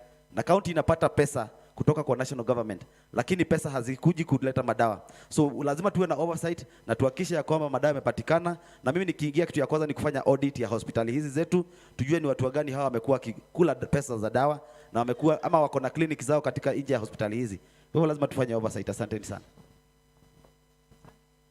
Asante sana Mheshimiwa Martin. Mheshimiwa Dennis, kuna maswali kwako. The financial plan. Please respond also to the question on tribalism na ya wanyama. I think niliulizwa mambo ya kilimo. Kwa kilimo, asante sana Dr. Mugo kwa hiyo swali. Pale kwa bunge nitasukuma policies ambayo itakuwa inawezesha wakulima ambao wana supply kwa serikali ama kwa ambao wanauzia serikali na vitu kama hiyo waweze kupata insurance ya ukulima wao. Yaani kwamba ukilima na kukuwe na kitu kama kiangazi ama kitu kama ama kukufa kwa mifugo wako, unaweza kuwa insured, ndiposa ukaweza kurecover, usiende at a loss. Hiyo ni kitu ambayo nimeona farmers wengine wanakosa kupata. Jambo la pili ni kusukuma policy ambayo our multinational companies, kwa mfano KFC ambayo ninaona mmoja wao wako hapa Rongai, unajua kwamba viazi zao wananunua kutoka nchi zingine. Kwa hivyo ni kusema kwamba our MNCs wakikuja kufungua biashara hapa, kukuwe na policy kwamba wakiweka biashara hapa lazima wanunue vitu kutoka huku. Kama ni viazi wananunua kutoka hapa, ndiposa wakapewe license ya kuoperate huku. Jambo la pili ni kuhusu mambo ya basari. Nitahakikisha kwamba wale committee members ambao watakuwa wakichagua ambao watakuwa wakikagua watu ambao watakuwa wakipewa basari, ni nyinyi mtakuwa mna elect from village level. Ndio nyinyi mkiwa elect, ni nyinyi ndio mtaweza kuwakimbiza kuambia mbona mtoto wangu hajapewa basari. Ndio kwa sababu ninajua mahali kama Gataka watu wengi wanavuka ile upande mwingine akare ndiposa akaweza kupewa basari, si ni ukweli? Lakini mambo kama hiyo tunafaa kukomesha, watu wapewe basari bila ubaguzi na bila ukabila. Na priority itakuwa inapewa needy children na wale ambao ni watoto wa single parents. Hiyo ndio priority ambayo watapewa. Naona muda wangu imeisha. Asante sana. Asante sana Mheshimiwa Dennis. Tuko na maswali hapa. Allow me to take up this question. Tuongeze kwa Mheshimiwa Jane Aniogo. Mlikuwa na maswali. Nilikuwa na swali ya tribalism na swali ya wanyama. We have another question coming from online ambayo inauliza maneno ya drug and substance abuse has been on the increase in the constituency. What do you intend to do about that? So we'll give you exactly 2 minutes. Mheshimiwa Professor will have a final round to respond as we close, so you can add in whatever you need to add in at that point. So Mheshimiwa Jane, let's pick up from you. Okay, thank you. Swali langu la kwanza ilikuwa kuhusu ukabila. I would want to say, mimi nikipata nafasi ya kuwa mbunge wenu, sitakuwa na ukabila, and I will work with everybody. We are all Kenyans. Kwa ofisi yangu nitakuwa na kabila zote represented, kwa sababu mimi mwenyewe si mkabila. Hata kwenye nakaa tunakaa wote, tumekaa wote. Kwa hivyo ukabila mimi sitakuwa na ukabila. The second question was about the national park. Tunajua wanyama wetu, they are important kwa sababu wanafanya wazungu hata watu wa nje wanatoka nje wanakuja and they bring us revenues from outside. Lakini hata pamoja na hivyo, wale wanasimamia national parks wakuwe responsible. Tujue kwa nini wanyama wanawezaje wanatoka. What is the problem? Labda ni fence zimeharibika, they should know what to do about it. Watengeneze vizuri kwa sababu hatutaki wanyama wakuwe watakuja kuharass wananchi. There was also another question of mental health. Like my fellow candidates have said about it, mental health inaletwa na stress, mostly is stress.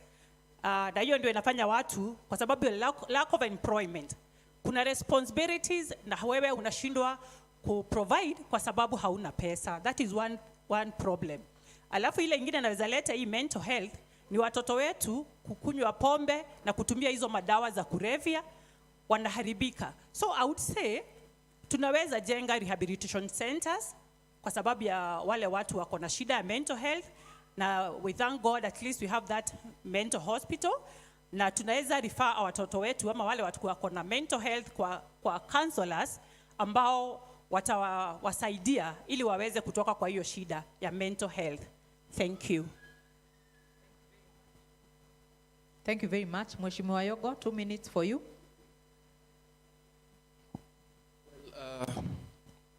Swala la ukabila katika ajira Kajiado Kaskazini. Waswahili husema ya kuwa siku njema huonekana asubuhi. Ukiona mtu katika kampeni zake anafanya kampeni na kabila lake, ujue ya kwamba huyo mtu hata ajiri makabila mengine, anakudanganya. Let's allow Mheshimiwa to finish tafadhali, because tunachukua wakati wake. Katika afisi ya Yogo tuko na Angela Ahela, Angela amka, Mluya kutoka Busia. Tuko na Ken Ngetich, personal assistant, Mkalenjin. Tuko na Perpetual Mwangi, gender mainstreaming, Mkikuyu. Wapi wengine? I think wote wako hapa. You can see all of them. That is to tell you, if I work with my tribe now, I would not lie to you to employ other tribes when I become a member of parliament. So check the people now. Otherwise, we perpetuate the same tribalism. Jambo la pili, katika magonjwa za akili. Kuna magonjwa aina mbili za akili. Kuna akili punguani ama kichaa. Akili punguani ama kichaa, kuna hospitali na wataalamu wa kutibu akili punguani. Kwa mfano, mtu anapelekwa Mathare. Lakini kuna kiwewe ama wasiwasi utokanao na hali ya maisha. Suluhisho ni kuwa sisi kama viongozi na serikali lazima tuwajibike kuboresha hali ya maisha na hali ya kiuchumi ili kusaidia watu. Jambo la tatu ni drug and substance abuse. Shida kubwa haswa inaendeleza kutumia madawa ama miadarati. The most important thing is poor parenting.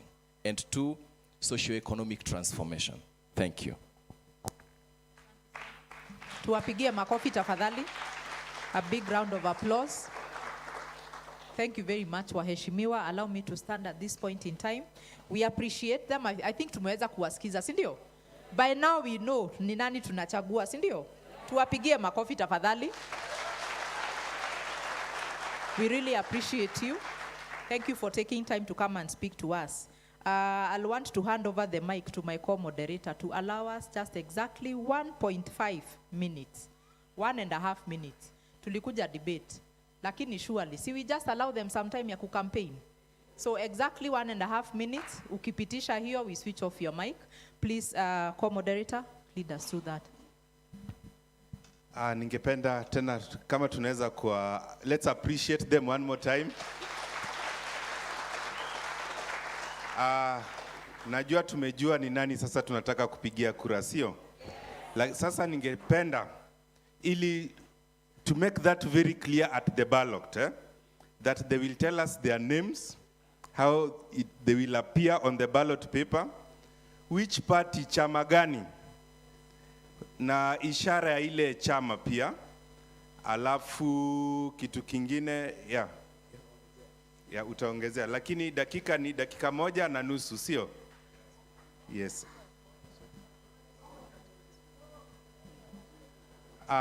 Even as you conclude, tuambie kwa nini tukupigie kura, sio? So tuambie majina yako, utakuwa namba ngapi katika ile ballot paper, ishara ya chama, alafu tuambie kwa nini tukupigie kura kwa dakika 1.5.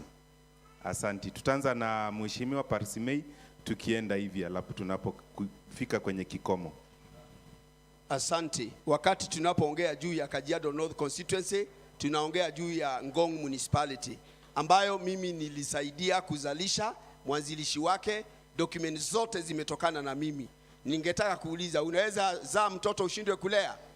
Na usimuaminie mtoto wako ambaye hujui kama ni mkunga ama ni daktari, maana huenda akamuua njiani. So kwa hivyo yule alianzisha hii municipality ambayo ndio itaongoza maendeleo yote ya Kajiado North, because Kajiado North is going to be governed development wise from the municipal integrated development plan. Kwa hivyo kila mbunge lazima ajue maendeleo haya itafanywa vile ilikuwa inafanywa mbeleni, itaweza kuzamishwa katika municipal integrated development plan, na hiyo ni Parsimei ametengeneza. So kwa hivyo kwa nini mubahatishe wa Kajiado North? Heri muweke pahali ambapo yule tayari ameweka kwa kiatu kwa pedestal, so that the vehicle does not stop without brake. Ya mwisho ni waombe wakaji wote wa Kajiado North, wakati mnaenda pale, na wenzangu wamesema hivyo, please be very careful how you select your leader. Base it on track record na vile ambavyo amezidi kuendesha kampeni zake, kama ni mtu wa kueleweka na kueleza mambo ambayo inaonekana itafaa. Na ya mwisho kabisa niseme hivi, ya kwamba Parsimei atalete credit facilities, chuo ya college 500 mwezi wa 9 bila malipo kwa wazazi. Market ya Kware itakuja pale through compulsory acquisition ya shamba. Kwa hivyo already tumefanya planning kwa municipality ya Ngong. Na hiyo yote ni parsimei, nipeni nafasi, hamtajuta. Asanteni sana. Okay, next. Please tuambie pia chama na ishara na utakuwa namba ngapi katika ballot? Namba 3 mgongoni katika karatasi ya IBC.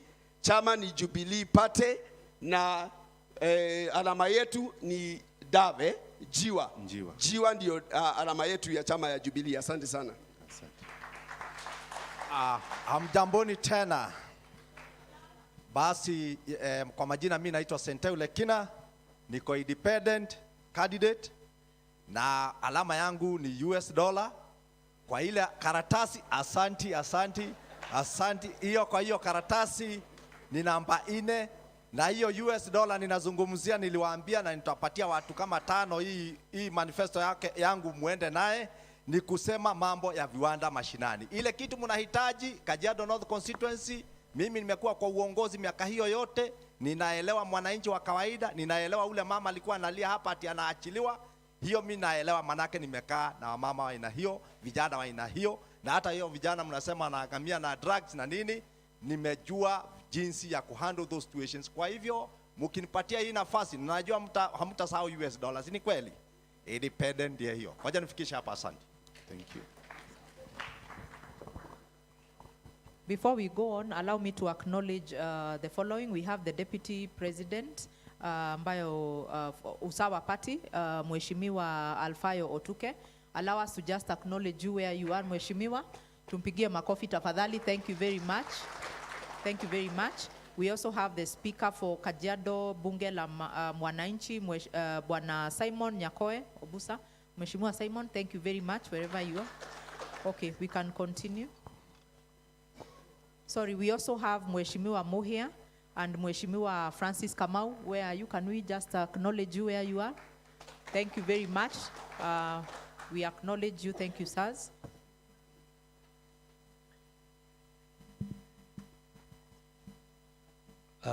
Why elect Captain Gishinga to be your next MP? I am a servant leader. For the last 25 years, I've worked for one company, showing dedication and being a trustworthy person and integrity. I've worked for Kenya Airways for the last 25 years, and during that time, I have committed my own personal resources and time to serve the people of Kajiado North. I've served on the Gong Board Hospital, where I made sure that a facilitator who came into the country was facilitated, who brought an ambulance and is currently building a newborn unit. I've also been on the board of Ngong Township, a school I have refurbished with my resources and those of friends to ensure that we have classrooms with lights, classrooms with proper floors, classrooms with desks. I've also moved to Olkeri, where I found a nursery, an ECD nursery, left in poor state. I've also refurbished that with my own funds. Recently, I was in Ole Kasasi. During the closing day, I saw the problem of lack of desks. I donated 20 desks, which I delivered last week to Ole Kasasi. I have been with the youth for the last 18 years, sponsoring a soccer tournament so that we nurture talent. I have also helped the employment of youth from Kiserian to Ngong to some in Rongai to get employment. I am a person who has left a job that does me well, Your time and is now up. and now I want to serve the people. Thank you so much.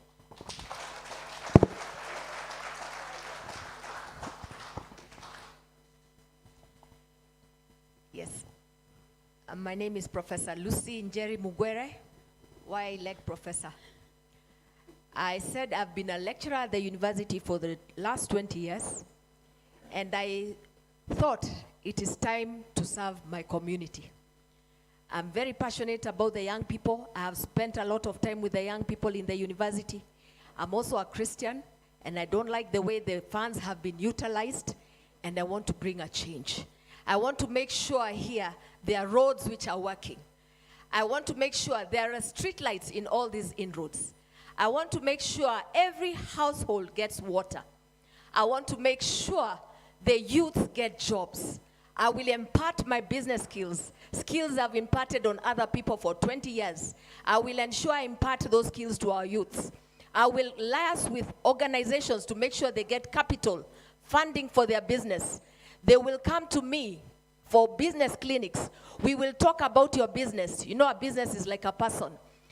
We will see what is wrong with your business. How can we improve your business? Maybe you need a little capital. Because when I look at some of the businesses that are set up every year, they collapse.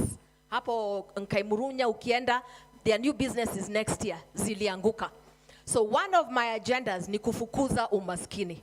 Na ninaona sana kwanza kuna njaa. Njaa imesukuma watu sana. Na inaniudhi. Nimeenda hapo Nkaimurunya nikakuta watu hawezi kunywa dawa, wako na HIV because hawajakula. Nikaanza kupatiana unga. Your time is up. So I will ensure that watu wamepata chakula. Hiyo ndio kitu ya kwanza. Professor. Hizi shule Your time. Yes. I think you're forgetting one simple instruction, is that you tell us your party, the symbol, and which number you are on the ballot. Yes, please. I think that is paramount. Okay, I just said my name is Professor Lucy Njeri Mugwere. I'm of the DAP Kenya Party, Azimio. Asante. DAP symbol. Dove, or what? Iko hapo katikati, sijui ni wapi, lakini hapo katikati. Okay, that's Professor. So I want to acknowledge the presence of Dr. Daniel Oigo, Ogachi, who is the MCA candidate for Ongata Rongai. Wherever you are, if you could just please rise on your feet so that we can acknowledge you. Oh, okay. Let's appreciate him. Okay, yeah. My name is Captain Paul Gishinga. On the ballot paper, I'll be number 2. It will be a KANU sign, which is the Jogo. Then the name is Paul Gishinga Gadeshere. Hapo mwisho weka tik tuendelee mbele.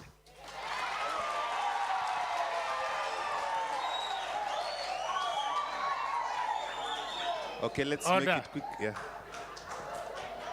Nyangwasa, please, if you can. Order. Okay, guys, let's keep quiet and give him ample time to. Thank you very much. My name is Andrew Mokoro Nyagwansa, an independent candidate for Member of Parliament. Alama yangu ni chichopefu, yaani your eye. Why? We need to have a surveillance eye in Parliament and in our constituency to oversee development within the constituency. That is number one. Why independent? We need to have an independent-minded leader who will not be swayed by the party or anything else, rather than concentrate on development and making sure that everything is done transparently within the constituency. Na pia niwaambie kwa nini mchague Nyagwansa na si mwingine kuliko hawa wako hapa. Number one, mimi ni hustler mwenzenu. For you to get that leader who is not going guys. to Please, let's who give is him not time. going Let's to respect. close the windows of their vehicles. Mukichagua Nyagwansa tarehe 9, hiyo dirisha zimefunguliwa mama, tutaongea na wewe, tutapangana. Vijana wa bodaboda, nimesema you will be having personal accident cover immediately I'm elected to parliament. Because that is doable. I'm an insurance expert. That is only spending 2,000 shillings upate cover ya 2 million. Such that in case of accident, the insurance will compensate you. Wamama mboga, your social welfare will be taken care of if you elect Nyagwansa. Single ladies, Your time Nyagwansa ndiye atakuwa bwana yenu kwa sababu you will get Time is up. 3,000 shillings every month. Time is up. Honorable Nyagwansa, time is up. Over to you, Honorable Osborne. Okay. Please, let's calm down. Let's calm down. Please, let's keep quiet. Thank you. Over to you, Honorable Osborne. My name is George Yogo Obure. On the ballot paper, I am number 3 from the bottom. I am running on an ODM ticket. The party symbol is orange. Why do you vote for Yogo? Number 1, look at leadership consistencies. Ukiona mtu ametoka kwa chama moja, akaenda kwa nyingine, akaenda kwa nyingine, akaenda kwa nyingine, the problem is not the party.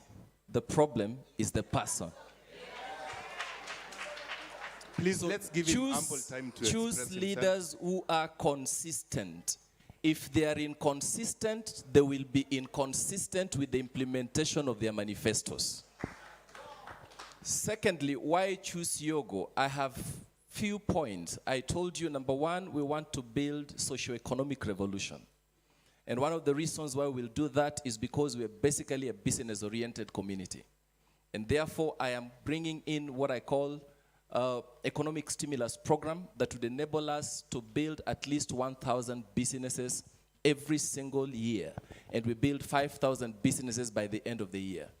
We must finish the garbage menace by doing on-site waste management, employ the young people, and give them the opportunity to get money from the waste that we have around. Thank you. Over to you, Miley. I forgot to tell you, I'm in number 13 in the ballot paper, and we are electing the 13th parliament. So you know the answer. Over to you, Miley. Hello. I want to stand in honor. Mumekuja kusikiza vile tunaongea. Na nina heshima kubwa na wakaribisha. Asante sana. At least leo mtajua kiongozi wenu ni nani. Mimi kwa majina naitwa Mailin Bosibori Anunda.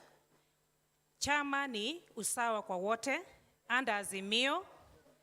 Na kwa ballot paper I'm number 1. Wenzangu, wamama, wazee, vijana wetu, mkiwa na mama kiongozi, tutakuwa na mambo mengi. Hamutakaa njaa mkiwa na mama, tutaendeleza hii kazi ya constituency. Nimekuwa kwa hii kazi miaka mingi, since 2008, nimetembea kwa mikono ya watu mashuhuri, George Saitoti the late, nimetembea na Sakuda, nimetembea na Manje latest, na nimekuwa secretariat ya CDF. Kwa hivyo mgawa wa pesa ya CDF, development of projects, ninaelewa zaidi. Na kuzidi hapo, bas tutafanya mambo nyingine ambayo yako kwa under social bracket. Sitawasahau na waombea mwende salama, Mungu awabariki, na take responsibility. Your vote counts. Make use of the 20 remaining days. Otherwise, never regret again. Thank you so much. Vote Maile. Honorable Dennis. Amjambo tena kwa wale hatukusalimiana. Amjambo.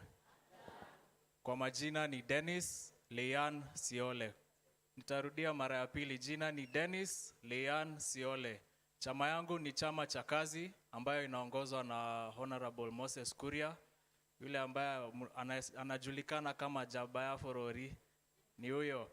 Na party symbol ni overall ama kama ile nguo ya mechanic ya rangi ya blue. Na imeandikwa kazi. Kwa hiyo list ya voting wananiitanga last born kwa sababu mimi jina yangu iko hapo chini, si kwa sababu ya nguvu lakini ni kwa sababu ya jina yangu Siole. Ndio maana niko hapo chini. Ninaweza penda kusema kwamba leo nimekuja kuomba kura na nimeshukuru kwa vile mumekuja. Na kwa nini munipigie kura? I'm consistent. Number 2, nimekuja kujua kwamba shida mingi ambayo tuna face ni shida ambazo zinagonga wana youth. Wamama mko? Girl child mko? Ninajua bado tutaendelea kuwashikilia, lakini tuseme ukweli pia wazee na vijana wameachiliwa. Si ni ukweli? Boy child wameachiliwa kidogo na wao pia nitawashughulikia. Ya 3, mimi sina uoga. Vile mnaniona niko mchanga, enyewe kungangana na wazazi wangu si rahisi. Na vile nimeng'ang'ana na wao ndivyo nitawang'ang'ania pale bunge, na ninawaomba mkitupea kura msitupee kura ya huruma, msitupatie kura ya ukabila, mtupatie kura kwa sababu munaona tunaweza wafanyia kazi. Mungu awabariki. Honorable Soina. Asanteni sana kwa kuja, sababu nyinyi ndio mangu wale wachache ambao wamesikiliza viongozi, na naamini kwamba ukisikiza ndio unachagua. Kagua kabla ya kuchagua. Kabla niseme majina, niseme sababu ya kwanza kumchagua Soina ni kwamba wale watu ambao tunashindana nao, kuna watu walishapewa nafasi za uongozi kabla, na kama hawakufanya wakiwa kiti tuseme ya MCA ama kiti kingine kile, usitarajie kwamba atabadilika. Kwa hivyo ile burden ambayo ward ilibeba musitake tubebe kama constituency.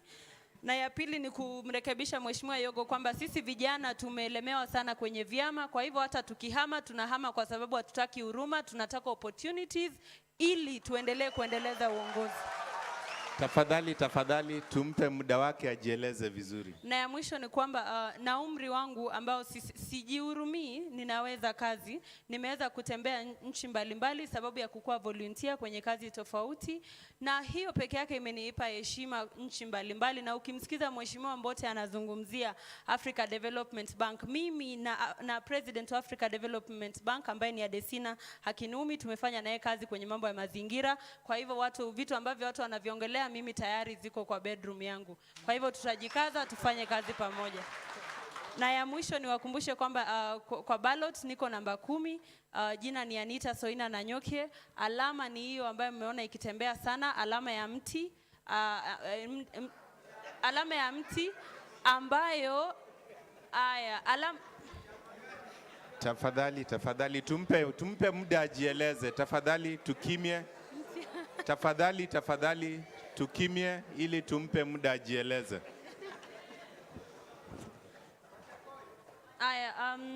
Alama yetu ni ya seedling, seedling, ule mti mchanga ambao uko na picha ya coins chini yake kumaanisha the growth of economy. Chama ni ya GTAP. Kabla nimuulize mwenzangu alifanya nini, lazima nijiulize kwanza na mimi nimejitap ni nini ninaweza nikafanyia wananchi wa Kajiado North. Na wapenda sana, na kumbukeni, bad leaders are voted in by good citizens who do not vote. Asanteni sana.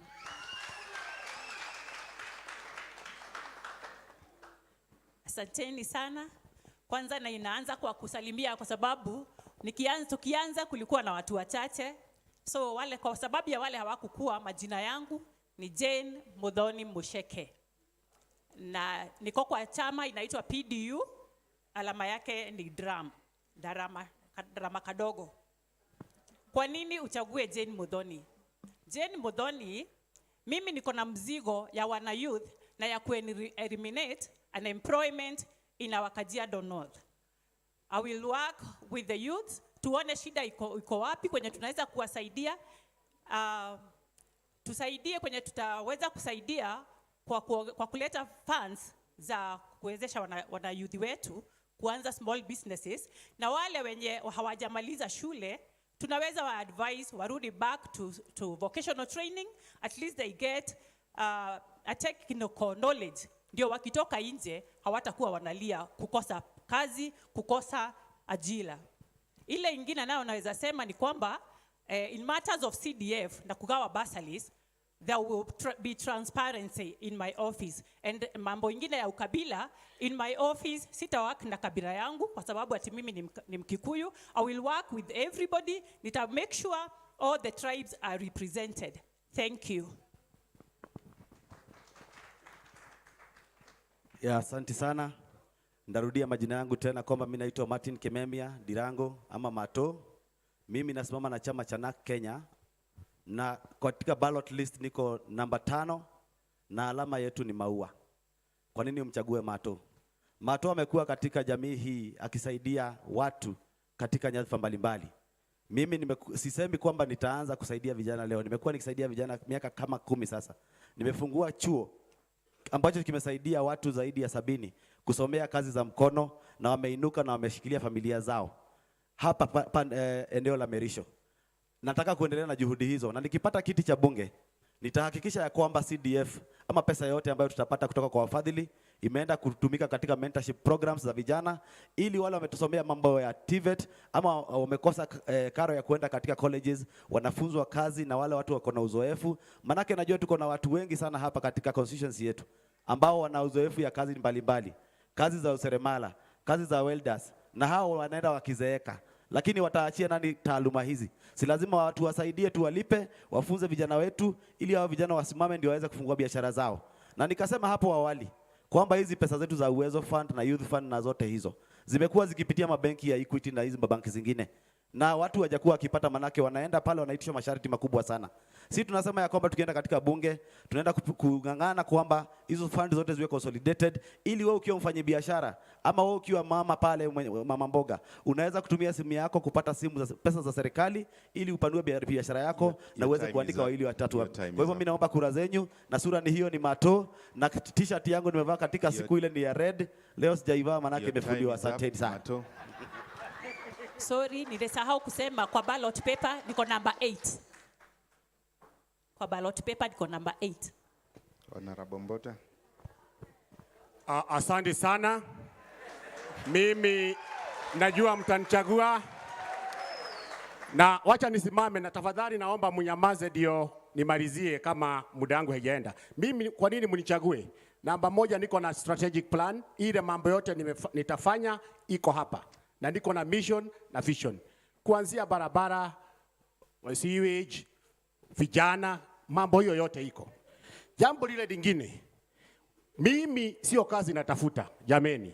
Nimekuwa nimesimamia kampuni kubwa ya dawa hapa nchini, the whole of Africa and Europe. Na mwaka 2020, mimi ndio nilichaguliwa as the best performing manager for Africa. I was managing more than 350 billion. Kwa hivyo 100,000 kumanage itakuwa tu ni rahisi sana. Jambo lile lingine, mimi niwaambie, when I was at university, I am the longest serving student leader in the history of the Republic. Wale wote tulikuwa tunaongoza nao, akina Kang'ata, akina Didi Nyoro, wote wako bunge. Mimi tu ndio nimebaki, najua mtanipeleka huko. Mimi nikienda pale bunge, nikienda pale bunge, mtakuwa mnanisikia mara kwa mara nikiwatetea nyinyi. Biru nimetengeneza. Ile maswali nitauliza ministers nimeshatengeneza. Manifesto iko. Si maneno imeisha? Si maneno imeisha? Na nikiwashida hawa wenzangu, kwa sababu ni my brothers and sisters, sitawatupa. Nitawashika pamoja tufanye kazi na wao. Na kwa sababu hii kiti haiwezi kukariwa na kila mtu. Mtachagua mtu mmoja afanye kazi na hawa wengine. Na huyo sio mwingine, ni huyu yako mbele yenu. Sio mwingine. Time is up. Thank you very much, Honorable Mbote. I'd also like to recognize, tafadhali tutulie. Tafadhali. Chama, nimesimama na chama ya Azimio PNU, namba 7, namba ya Mungu. Angalia hii shati ya blue, weka tick. Kenya Mogedhire, mambo ishe. Asanteni sana. At this point, I want to recognize the presence of Diaz Wamera, Nkaimurunya Ward DP. Ndio yule pale, tafadhali. To appreciate. I'd like to hand over to my co-host Irene to take it over from here. Okay, thank you very much. Tuwapigie waheshimiwa makofi tafadhali. I love listening to the campaign part. Sasa, waheshimiwa, thank you for the many promises you have made. Like we said when we started, tunakaa hapa na hatuhami na hakuna mahali tunaenda. We have started a journey together. Therefore, we are saying, hizo vitu mzuri yote mumetuambia, we want to sign a social contract, an agreement between us, the citizens, na nyinyi, ili ule ambayo atachaguliwa, wakati ukiingia kwa hiyo ofisi, tutarudi kwako na tuweze kuulizana, mheshimiwa, ulituambia kuko na strategic plan, ulituambia kuko na manifesto, so what have we done so far? So we will sign a social contract with these ladies and gentlemen, waheshimiwa. Social contract inasoma hivi. Allow me to give it to my colleague iende round wakati tukiendelea. This is a social contract between citizens of Kajiado North constituency and their member of parliament. I, uandike jina lako Mheshimiwa nani, I hereby do commit that I will implement the things I have indicated in my manifesto as attached. I also agree to be held accountable by the citizens of this constituency as at and when need arises. I promise to carry out my responsibilities with utmost integrity and always having the interest of the citizens of Kajiado North at heart.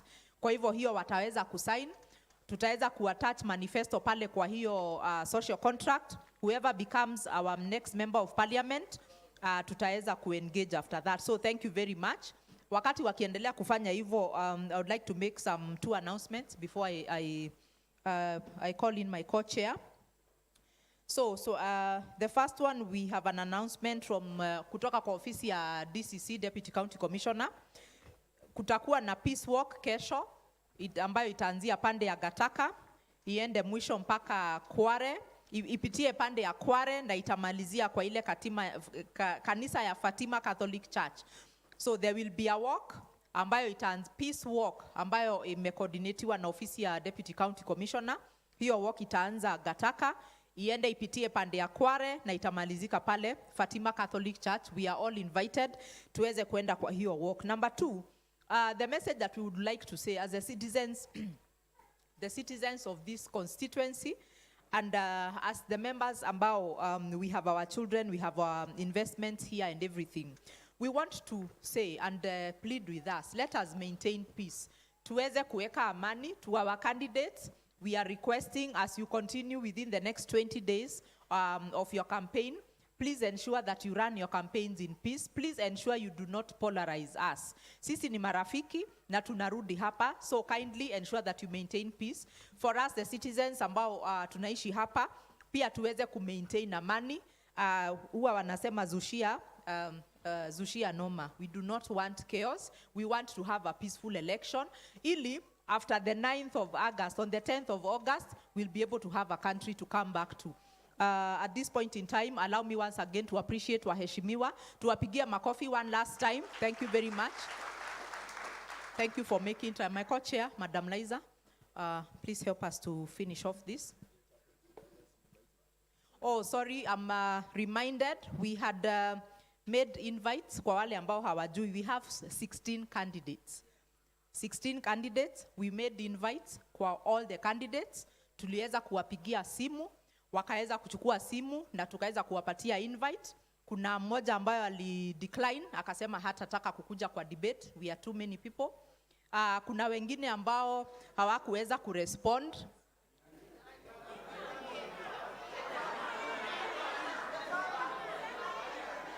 Okay, allow me, my fellow residents. So kuna wale ambao hawangeweza kufika. Therefore, for us, we applaud the team that made time to come here. Kwa sababu, if the citizens invite you and you come, that means hautatuwekea vioo juu. So we appreciate you. Tuwapigie makofi. Thank you very much. Hata mimi ningetaka kumjua huyo ni nani. I know. Alipo anajijua, let's just agree. Our leader is here. No, si vote yetu ndio power. Si sasa leader ako hapa. See, that's how you end the game. Our leader is here. Okay? So I think nyi mnajua wenye hawako hapa. Si mnawajua? Wacha tusijibu for recording. Mnajua wenye hawapo na mnaona wenye walikuja. Let me also add, tafadhali nipe dakika moja tu. Let me add, hawa wagombea wame social contract. Sasa mwenye yupo hapa hana social contract na sisi. Ilikuwa mkutano ya contract ya hii constituency. Kusema tunakukabidhi hii kazi nawe tuna exchange kitu hapo kwa contract, si ndio? Mwenye yuko hapa sikumtamrecall, mnamrecall na nini? Haja sign lolote, haja commit. This is how powerful this is, even by mtu kuweka signature yake. Alafu niulize, umeona vile watu wameshikana, wako kitu kimoja in their nini, na pia si upande huu tushikane. After this turudi hivi tunauliza mtu maswali ya job yake hivyo hivyo. You people, we are powerful na tusisahau hivyo after the 9th. Tushikane hivyo. Na now I would like to say, tulikuja pamoja sababu tunaishi mahala hapa. There are few things we want for ourselves as residents. So, ukirudi mahali unapoishi, na urealize uko peke yako. Unaona vile voice ya leo iko juu? Sababu tuko wengi. Tafadhali usiache sauti yako ibaki peke yako. Nenda kwa either your chairman, ama hiyo kikundi iko next, na tafadhali nataka kuwapa namba ya simu. Hii namba ya simu, tunataka kujua ni vikundi vipi hatukuwasilisha katika huu muungano. Now, being a residents association, we want to ensure atuongelei tu kipengele fulani, tumebeba kila mtu mkazi wa hapa. At least kwa maoni, kwa mikutano kama hii. And so I will give you the KORA number. That you will give to your chair. Watatuma jina yake na akiwa chair na aseme mahali mnaishi, then we will contact them. Ili tunataka siku ingine kila sauti inasikika. And our leaders, I love the cooperation they have today. We have a leader here, let us not forget. So the KORA number is 0777 256969. Mumepata? 0777 256969. Tuko sawa? Aya, 0777 256969. Wenye wangetaka kuandika barua pepe, info@korakenya.co.ke. info@korakenya.co.ke. Haya, mine is to do a vote of thanks and bring our meeting to a close. Allow me to mention our sponsors for this. Oh, and before I do that, tafadhali. Si mjadala umeupenda, na si upeke yake. Tumekuwa na 3 for the MCA and 1 for the MP. Na kwa sababu leo ni tamati, I would like to introduce to you the steering committee. Haa ndio watu wamepanga, wamejinyima, wametoa hela zao, wametoa masaa yao, ili tuweze kukaa kwa kikao hiki. So if you're here and you're part of the steering committee, just give me 30 seconds. I'd like to introduce you and recognize you. Please stand.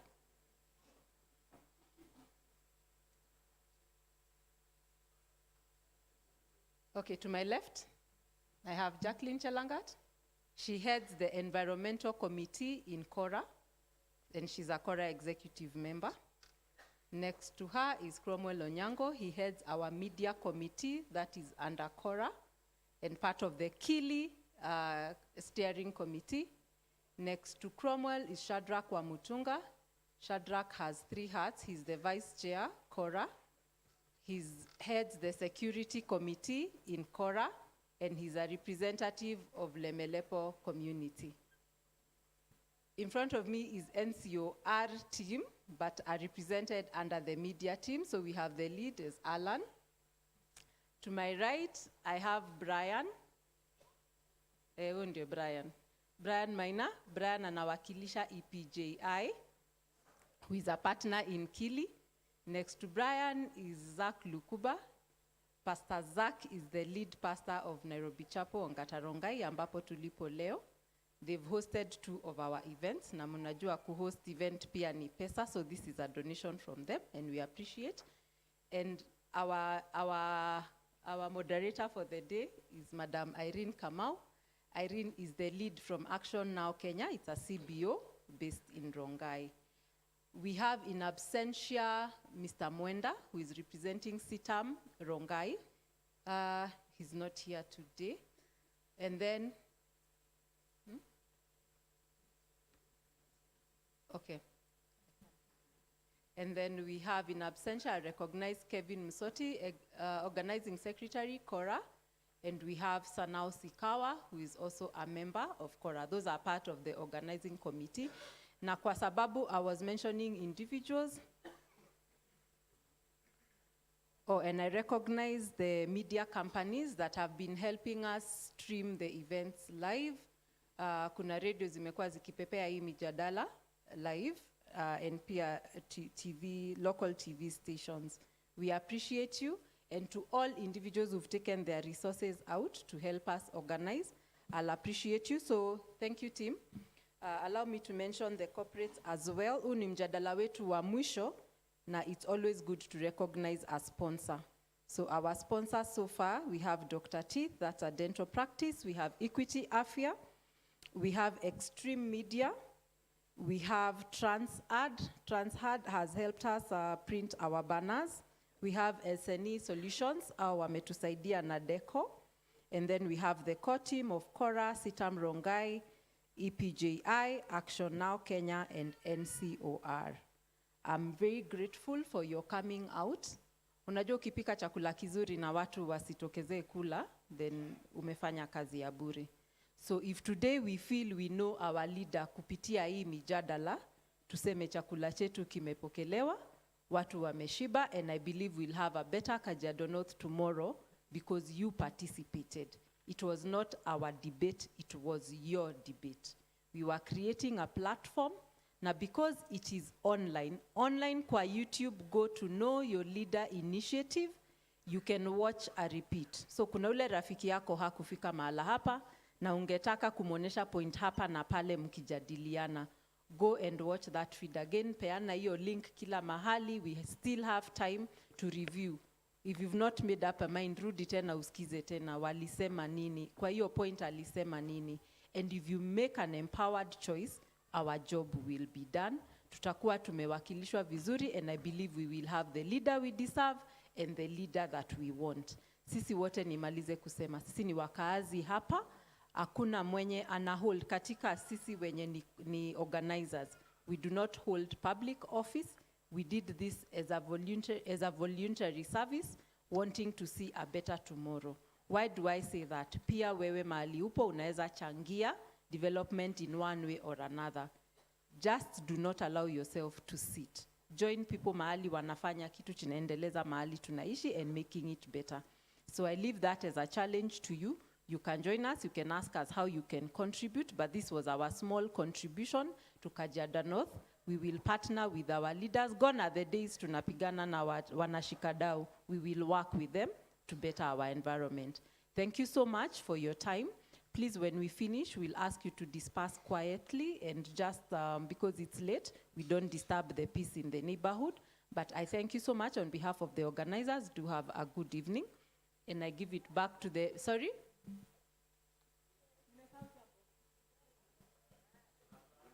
Yeah.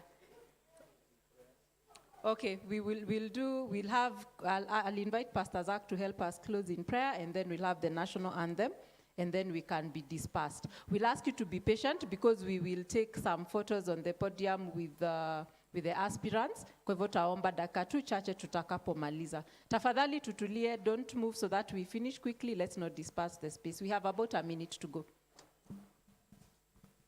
Tulipoanza tulikabidhi mkutano kwenye mikono ya Mwenyezi Mungu, na ningependa tufanye hivyo hata tunapofika tamati.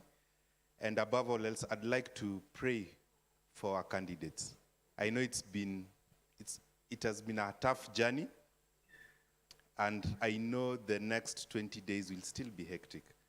And I pray that God's grace will be over you, that God will guard your heart, that even with the same enthusiasm that you have, that if God wills that you are elected, that you'll continue to serve his people with the same enthusiasm. So I'll ask that we all rise up on our feet, and then we just commit this to the Lord. Let us pray. Let's all keep quiet and pray. Father, in Jesus' name, we come before you this evening. We want to thank you because you have been good to us, oh God. We thank you, Lord, even for the deliberations that have happened this evening, oh God. And Lord, your word says that leaders come from you, oh God. And so, Father God, you know our hearts, oh God. You know the hearts of these wonderful people, oh God, who are seeking to represent us in Kajiado North, oh God. And Father God, you who searches the heart of men, that Lord, will you just give the right person, oh God, even leadership of this county, oh God, that they will take us to the next level, Almighty Jesus, oh God. And so, Father God, I pray for their hearts, oh God. I pray that, Lord, will you guard their hearts, oh God. That, Father, your grace will be upon them, oh God. That if you will, oh God, that the person who will take up this mantle, oh God, that will bring a lot of change and better changes for this county, mighty Jesus. I pray for their families, oh God. I pray for that they will not lack, oh God, even after this, oh God. And above all else, Lord, I pray for their peace of mind, oh God. I pray for the people of KAJIADO, Lord, and I pray that, Lord, even as we go to cast our ballot, Lord, that you'll give us wisdom, oh God, that, Lord, you'll give us sober minds, oh God, to pick the best candidates, oh God, who will suit our constituency. So, Father God, we thank you for this evening. We thank you for all the organizers, mighty God. And I pray that, Lord, even as we disperse, mighty Jesus, that you'll be with us, you'll go ahead of us, oh God, that you will protect us, oh God. We pray for peace over our country. We pray for peace over Rongai. We pray for peace over KAJIADO. So we thank you and we honor you. We pray all this in the name of the Father, Son, and the Holy Spirit. And everybody said, and so now I want to sing the national anthem before we disperse.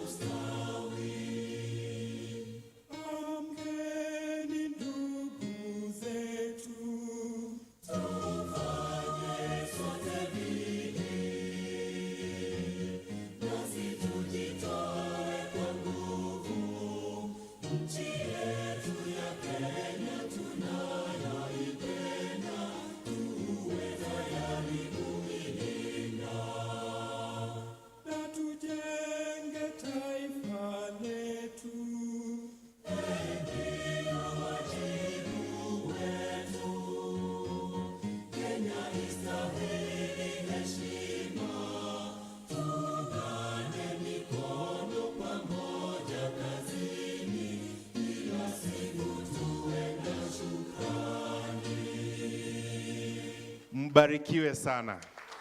Asante.